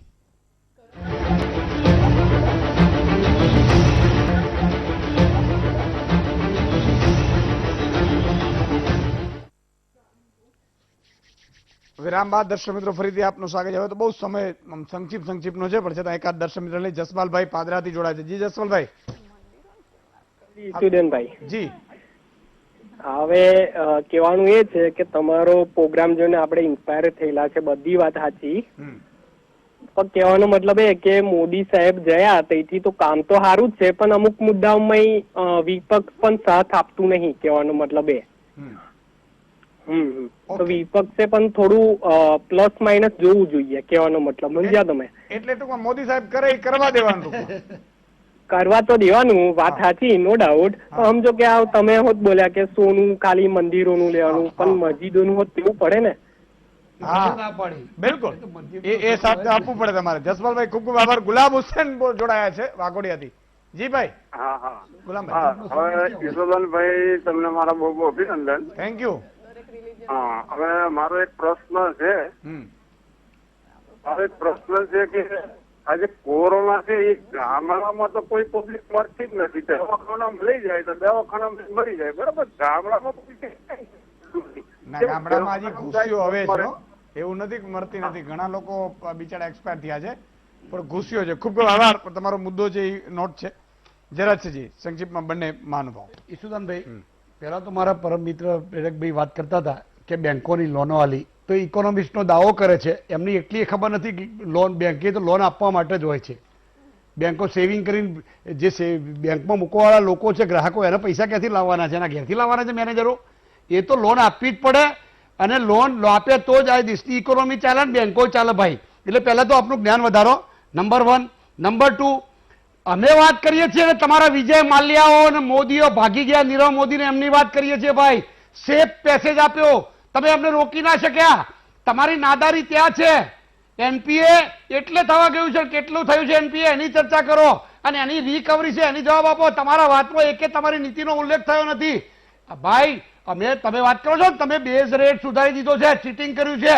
અમે તો 10 વખત સુધાર્યા, પણ ખામીઓ હતી એ સુધારી છે, અને એડ ઓન કરી છે, કાઢી નથી નાખી, એડ ઓન કરી છે. જેટલા આયામો ઘટતા હતા જમાના પ્રમાણે, સુધારા પ્રમાણે, મોડર્ન જમાના પ્રમાણે, એ ઉપરથી ઉમેર્યા, ઘટાડ્યા નથી. તમે તો બેઝ રેટની ચેન્જ કરી અને આખી વ્યાખ્યા બદલી કાઢી. નંબર 1, પીએસયુની સ્થિતિ શું કરી? આ સ્થિતિ કેમ આવી? સરકાર રેવન્યુ જનરેટ ક્યાંથી કરશે? જે સરકારના પોતાના યુનિટો આત્મનિર્ભરના ખાલી ભાષણો ઠોકો છો. આત્મનિર્ભર બનાવેલી આ સરકારની 2500 કરતા વધુ કંપનીઓ હતી, આજે 50 કરતા પીએસયુ તો તમે વેચી દીધી હતી. કોંગ્રેસ ડિસિન્વેસ્ટમેન્ટ લાવી, પણ જે કંપનીઓ માત્ર ખોટ ખાતી હતી, ભયંકર ખોટ ખાતી હતી, કર્મચારીઓ કામ નહોતા કરતા, કામ ચોરી કરતા હતા, એટલા પૂરતું ડિસિન્વેસ્ટમેન્ટ હતું, તમે તો વેચી દીધી. અને એનો પુરાવો છે કેમ ભાઈ? અત્યારે રિલાયન્સ તો 36% નફો આવ્યો. પ્રેરકભાઈ, એ ક્યાંથી આવ્યો? તમારા સાહેબની મહેરબાનીથી આવ્યો છે ભાઈ. આખી દુનિયામાં મંદી છે, હમણાં તમે બોલો છો, હિન્દુસ્તાનમાં મંદી છે, બધા સેક્ટરમાં મંદી છે, તમામ વિભાગોમાં મંદી છે. રિલાયન્સ ક્યાંથી 36% વધી ગયું? વાહ, એમને કોઈ જાદુ ચિરાગ કર્યો છે કે એમને કઈ પાણી છાટ્યું કે એવું કઈ પાણી પીવડાયું, મંત્રેલું દોરો બાંધ્યો કાળો કે જેના કારણે ટકાવારી વધી ગઈ? શું સમજાવવા નીકળ્યા છો લોકોને? એટલે મહેરબાની કરો અને એક્ટ ઓફ ગોડની વાત ના કરો. અલ્યા ભગવાનના નામે ક્યાં સુધી તરશો તમે? ભગવાનના નામે તો તમે દિલ્હી સુધી પહોંચી ગયા, હજુ એક્ટ ઓફ ગોડ નહીં. નરેન્દ્રભાઈ મોદીનો વિડીયો સંભળાવો, જો મને સંમતિ આપતા હોય તો. નરેન્દ્રભાઈ મોદી બોલે છે કે એક્ટ ઓફ ફ્રોડ છે, ફ્રોડ. આ એક્ટ ઓફ ગોડ નથી, આ એક્ટ ઓફ ફ્રોડ છે. આટલું યાદ રાખજો. હું નથી કહેતો, નરેન્દ્રભાઈ મોદી બોલ્યા છે જ્યારે મુખ્યમંત્રી હતા ત્યારે. એટલે મહેરબાની કરો. ઉર્જિત પટેલે એનું પુસ્તક બહાર પડ્યું છે, ઓવરડ્રાફ્ટ. ઉર્જિત પટેલે પુસ્તક લખ્યું છે ઓવરડ્રાફ્ટ. એમાં સેવિંગ ઓફ ઇન્ડિયન ઇકોનોમીમાં લખ્યું છે કે કેન્દ્ર સરકારે આ લોકોને રિકવરીને જે કડક કાયદાઓ કોંગ્રેસના સમયમાં હતા, અમને આ કાયદાઓમાં ઢીલ બતાવી અને એના પર દમણ કરે, એના કારણે જ ભાગી ગયા છે. બીજી વાત કહું એના કરતા, તમે વાત કરો છો દેશમાં એમએસએમઈમાં ગુજરાતનો ક્રમ કયો છે? 8મો. એમએસએમઈના રોકાણમાં ઈસુદાનભાઈ 8મો ક્રમ છે. રોજગારી આપવામાં 6ઠ્ઠો. એના કરતા આગળ બહારથી આવતું જે રોકાણ છે ને એ રોકાણની અંદર 9મો ક્રમ છે. ક્યાં ક્યાં તમારા વાઇબ્રન્ટના તાઇફા ભાઈ? નળ સરોવરના પંખી જેવું કર્યું, લોકોને બોલાયા અને આઈએએસ અધિકારીઓને સંડાસ બાથરૂમના ચોકીઓ કરવા મૂક્યા, આપણા આઈએએસ ભણેલા કલેક્ટરના અધિકારીઓને. અને બહારથી જે લોકોને આંજી દેવા માટે જે પેલા લોકો તાઇફા કર્યા, નળ સરોવરના પંખી જેવું થયું. મોજ મસ્તી જાફત કરાઈને ઉડી ગયા. રોકાણ શું આવ્યું? 9મો નંબર આવી ગયો. તે જે રાજ્યો આ દેશના તાઇફાઓ નથી કરતા, જે રાજ્યો તાઇફાઓ નથી કરતા વાઇબ્રન્ટના, કરોડોના ખર્ચા કરતા નથી, એટલે 6,000 રૂપિયાની ડીશ ઝાપટી જાય છે અને 6,000નું રોજગારનું સર્જન કરી શકતા નથી. તમે 6,000નો રોજગાર આપી શકતા નથી અને એ બધા તાઇફાઓ કરીને પરિણામ શું આવ્યું? દેશમાં તમારો 9મો નંબર આવી ગયો. તો કયાની શેની વાતો કરો છો? ડોલરનો શું ભાવ છે ભાઈ? ડોક્ટર મનમોહન સિંહ ત્યારે 58 રૂપિયા હતો. તમારી કઈ નીતિ? તમારો રૂપિયો ગગડી રહ્યો છે. આજે 77 સુધી પહોંચી પાટો મારીને પાછો આવ્યો છે. તો 58 થી 77 શું દશા કરી છે? શેના વિશ્વાસે સરખાવવા નીકળો છો યાર? કોરોના આવે છે સરખા તો સગવડો સરખાવવાનો ભાઈ વિશ્વ સાથે. તમને શરમ નથી આવતી? જનતાને છેતરતા જનતા સાંભળતી હોય છે ને. મેન્યુફેક્ચરમાં ઘટાડો, કૃષિ વિકાસ દરમાં ઘટાડો, ઔદ્યોગિક ઉત્પાદનમાં ઘટાડો, લોકોની ખરીદ શક્તિમાં ઘટાડો, એને એવિએશન ઇન્વેસ્ટમેન્ટમાં ઘટાડો. એના પછી રોડ પ્રોજેક્ટ છે એની હાલત અતિ ખરાબ. રૂપિયાનું અવમૂલ્યાંકન તમે ક્યાં મેળવ્યું લ્યા? કઈ જગ્યાએ મેળવ્યું? શું કર્યું? એમ જવાબ તો આપો.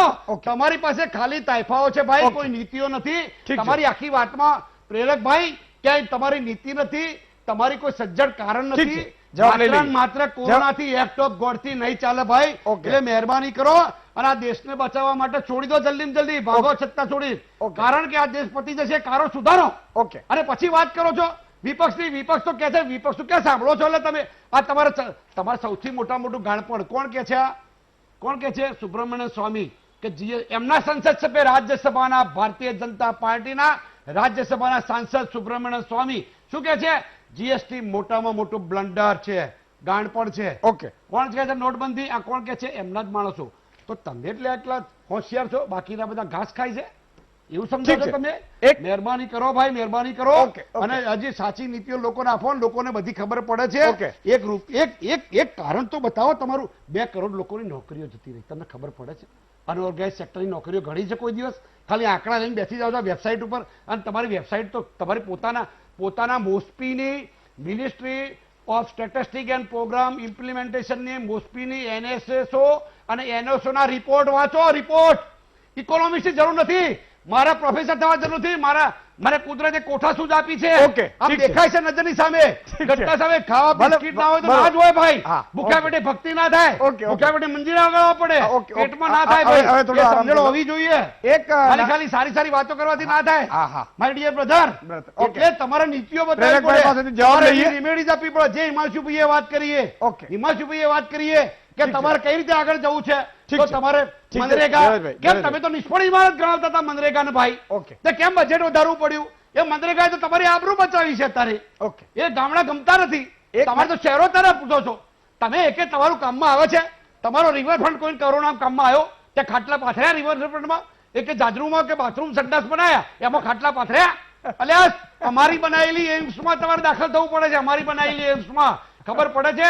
એકે સિવિલ હોસ્પિટલ તમે નવી બનાવી, એકે પીએચસી બનાવ્યું, એકે સીએચસી બનાવ્યું. શું વાહિયાત વાતો કરો છો? ખાલી વાતો કરવાથી ના થાય ભાઈ. એક નાનો વિરામ લઈ લઈએ. આ તમારી પાસે કોઈ પ્રોગ્રામ તો હોવો જોઈએ ને. વિરામ બાદ આવીએ છીએ, પ્રેરકભાઈનો જવાબ લઈએ.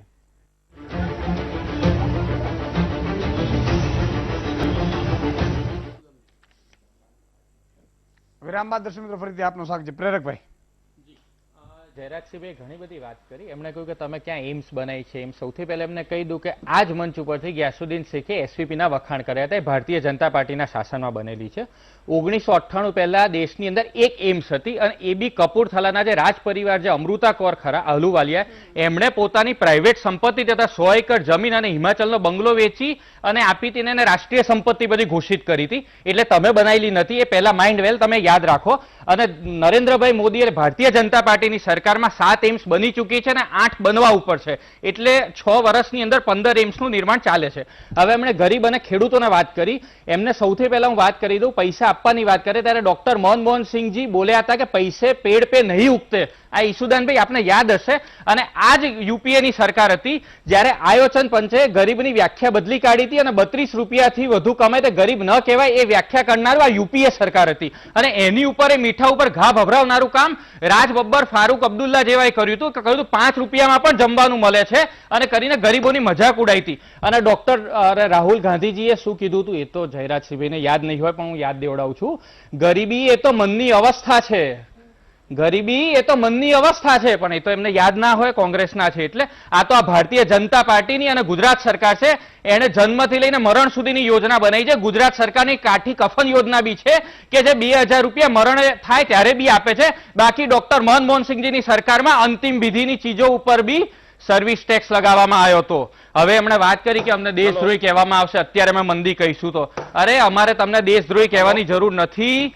જે કપિલ સિબ્બલે બહુ મોટા પ્રયત્નોથી 2G સ્પેક્ટ્રમ કૌભાંડને ઝીરો લોસ થિયરી ગણાઈ હતી, એને દેશદ્રોહ કહેનારા અત્યારે કોંગ્રેસના જ સભ્યો છે અને કોંગ્રેસના જ આગેવાનો છે. અમારે કહેવાની જરૂર જ પડે એવી નથી, તમે જ તમારે જઈ અને જાતે કરી રહ્યા છો. હવે એમણે વાત કરી ગરીબોની, તો રાજીવ ગાંધીજીએ જાહેરમાં કીધું હતું કે હું કેન્દ્રમાંથી 1 રૂપિયો મોકલું છું અને 85 પૈસા વચ્ચે ખવાઈ જાય છે. આ તો નરેન્દ્ર મોદીની સરકાર છે કે જનધન એકાઉન્ટ ખોલ્યા, 40 કરોડ જનધન એકાઉન્ટ ખોલ્યા, ત્યારે ગરીબ, ખેડૂત, વંચિત, શોષિત, મહિલા આ બધાને ડાયરેક્ટ એકાઉન્ટમાં પૈસા મળ્યા છે. એક ક્લિકે લોકડાઉનમાં પૈસા મળ્યા છે. ખેડૂતોને ખાલી માત્ર એપ્રિલ મહિનાની અંદર 18,000 કરોડ રૂપિયા ચૂકવાયા, જુલાઈ મહિનામાં ફરીવાર 18,000 કરોડ ચૂકવાયા છે, અને એવી જ રીતે 8 કરોડ મહિલા જનધન ખાતા ધારકોને બી રૂપિયા ચૂકવાયા છે. અને આ ત્યારે જ શક્ય બન્યું છે જ્યારે આ બાકી રાજીવ ગાંધીજીની સરકાર હોત, કોંગ્રેસની સરકાર હોત તો પૈસા જેમ નેશનલ હેરોલ્ડ આખો પરિવાર અત્યારે શેની ઉપર છે? જામીન ઉપર. દેશમાં એકમાત્ર પરિવાર છે કે જામીન ઉપર છે, જામીન ઉપર છે.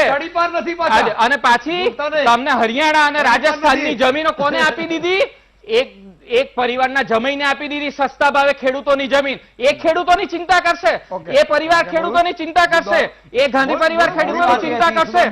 આ લોકોની બુદ્ધિ કેટલી છે? જયરાજસિંહભાઈ માત્ર પોલિટિકલ ઓબ્ઝર્વેશન કરી રહ્યા છે, માત્ર બેઝલેસ વાતો કરી રહ્યા છે. ઇકોનોમિક રિઝર્વ બેંકના ગવર્નરની વાત કરી રહ્યા છે. ઇતિહાસની તમને ખબર નથી, તમે તમારા વખતનું તમને ખબર નથી, તમારા શાસનમાં તમે શું કર્યું એ તમને ખબર નથી. તમે એનો જવાબ આપો કે વર્લ્ડ બેંકે કેમ ભારતને ફ્રેજાઇલ ઇકોનોમીમાં મૂકી દીધું હતું, કેમ મૂડી ઇકોનોમીનું નહીં. ઈસુદાનભાઈ એમને ખબર નહીં હોય કે સુબ્બારાવજી એમના વખતે આરબીઆઈ ના ગવર્નર નહીં, એમકોમ થયેલા હતા. સુબ્બારાવજી એમના વખતે આરબીઆઈ ગવર્નર હતા, એમકોમ થયેલા હતા. એટલે એમણે એમના ઇતિહાસમાં જોઈ લેવું જોઈએ શું કરી રહ્યા છે. તમે જોડાયા ન જોડાઈ શક્યાનો ખૂબ ખૂબ આભાર. હવે ભૂખ લાગી છે એટલે હવે અમારે પણ ખાવાના દાડાઓ આવે, તમે તો જમીન બેઠા છો, પણ કાલે ફરીથી મળીશું. આજ સમય ગોઠવાઈ જવાનો છે. વધુ સમાચાર મિથુન સાથે.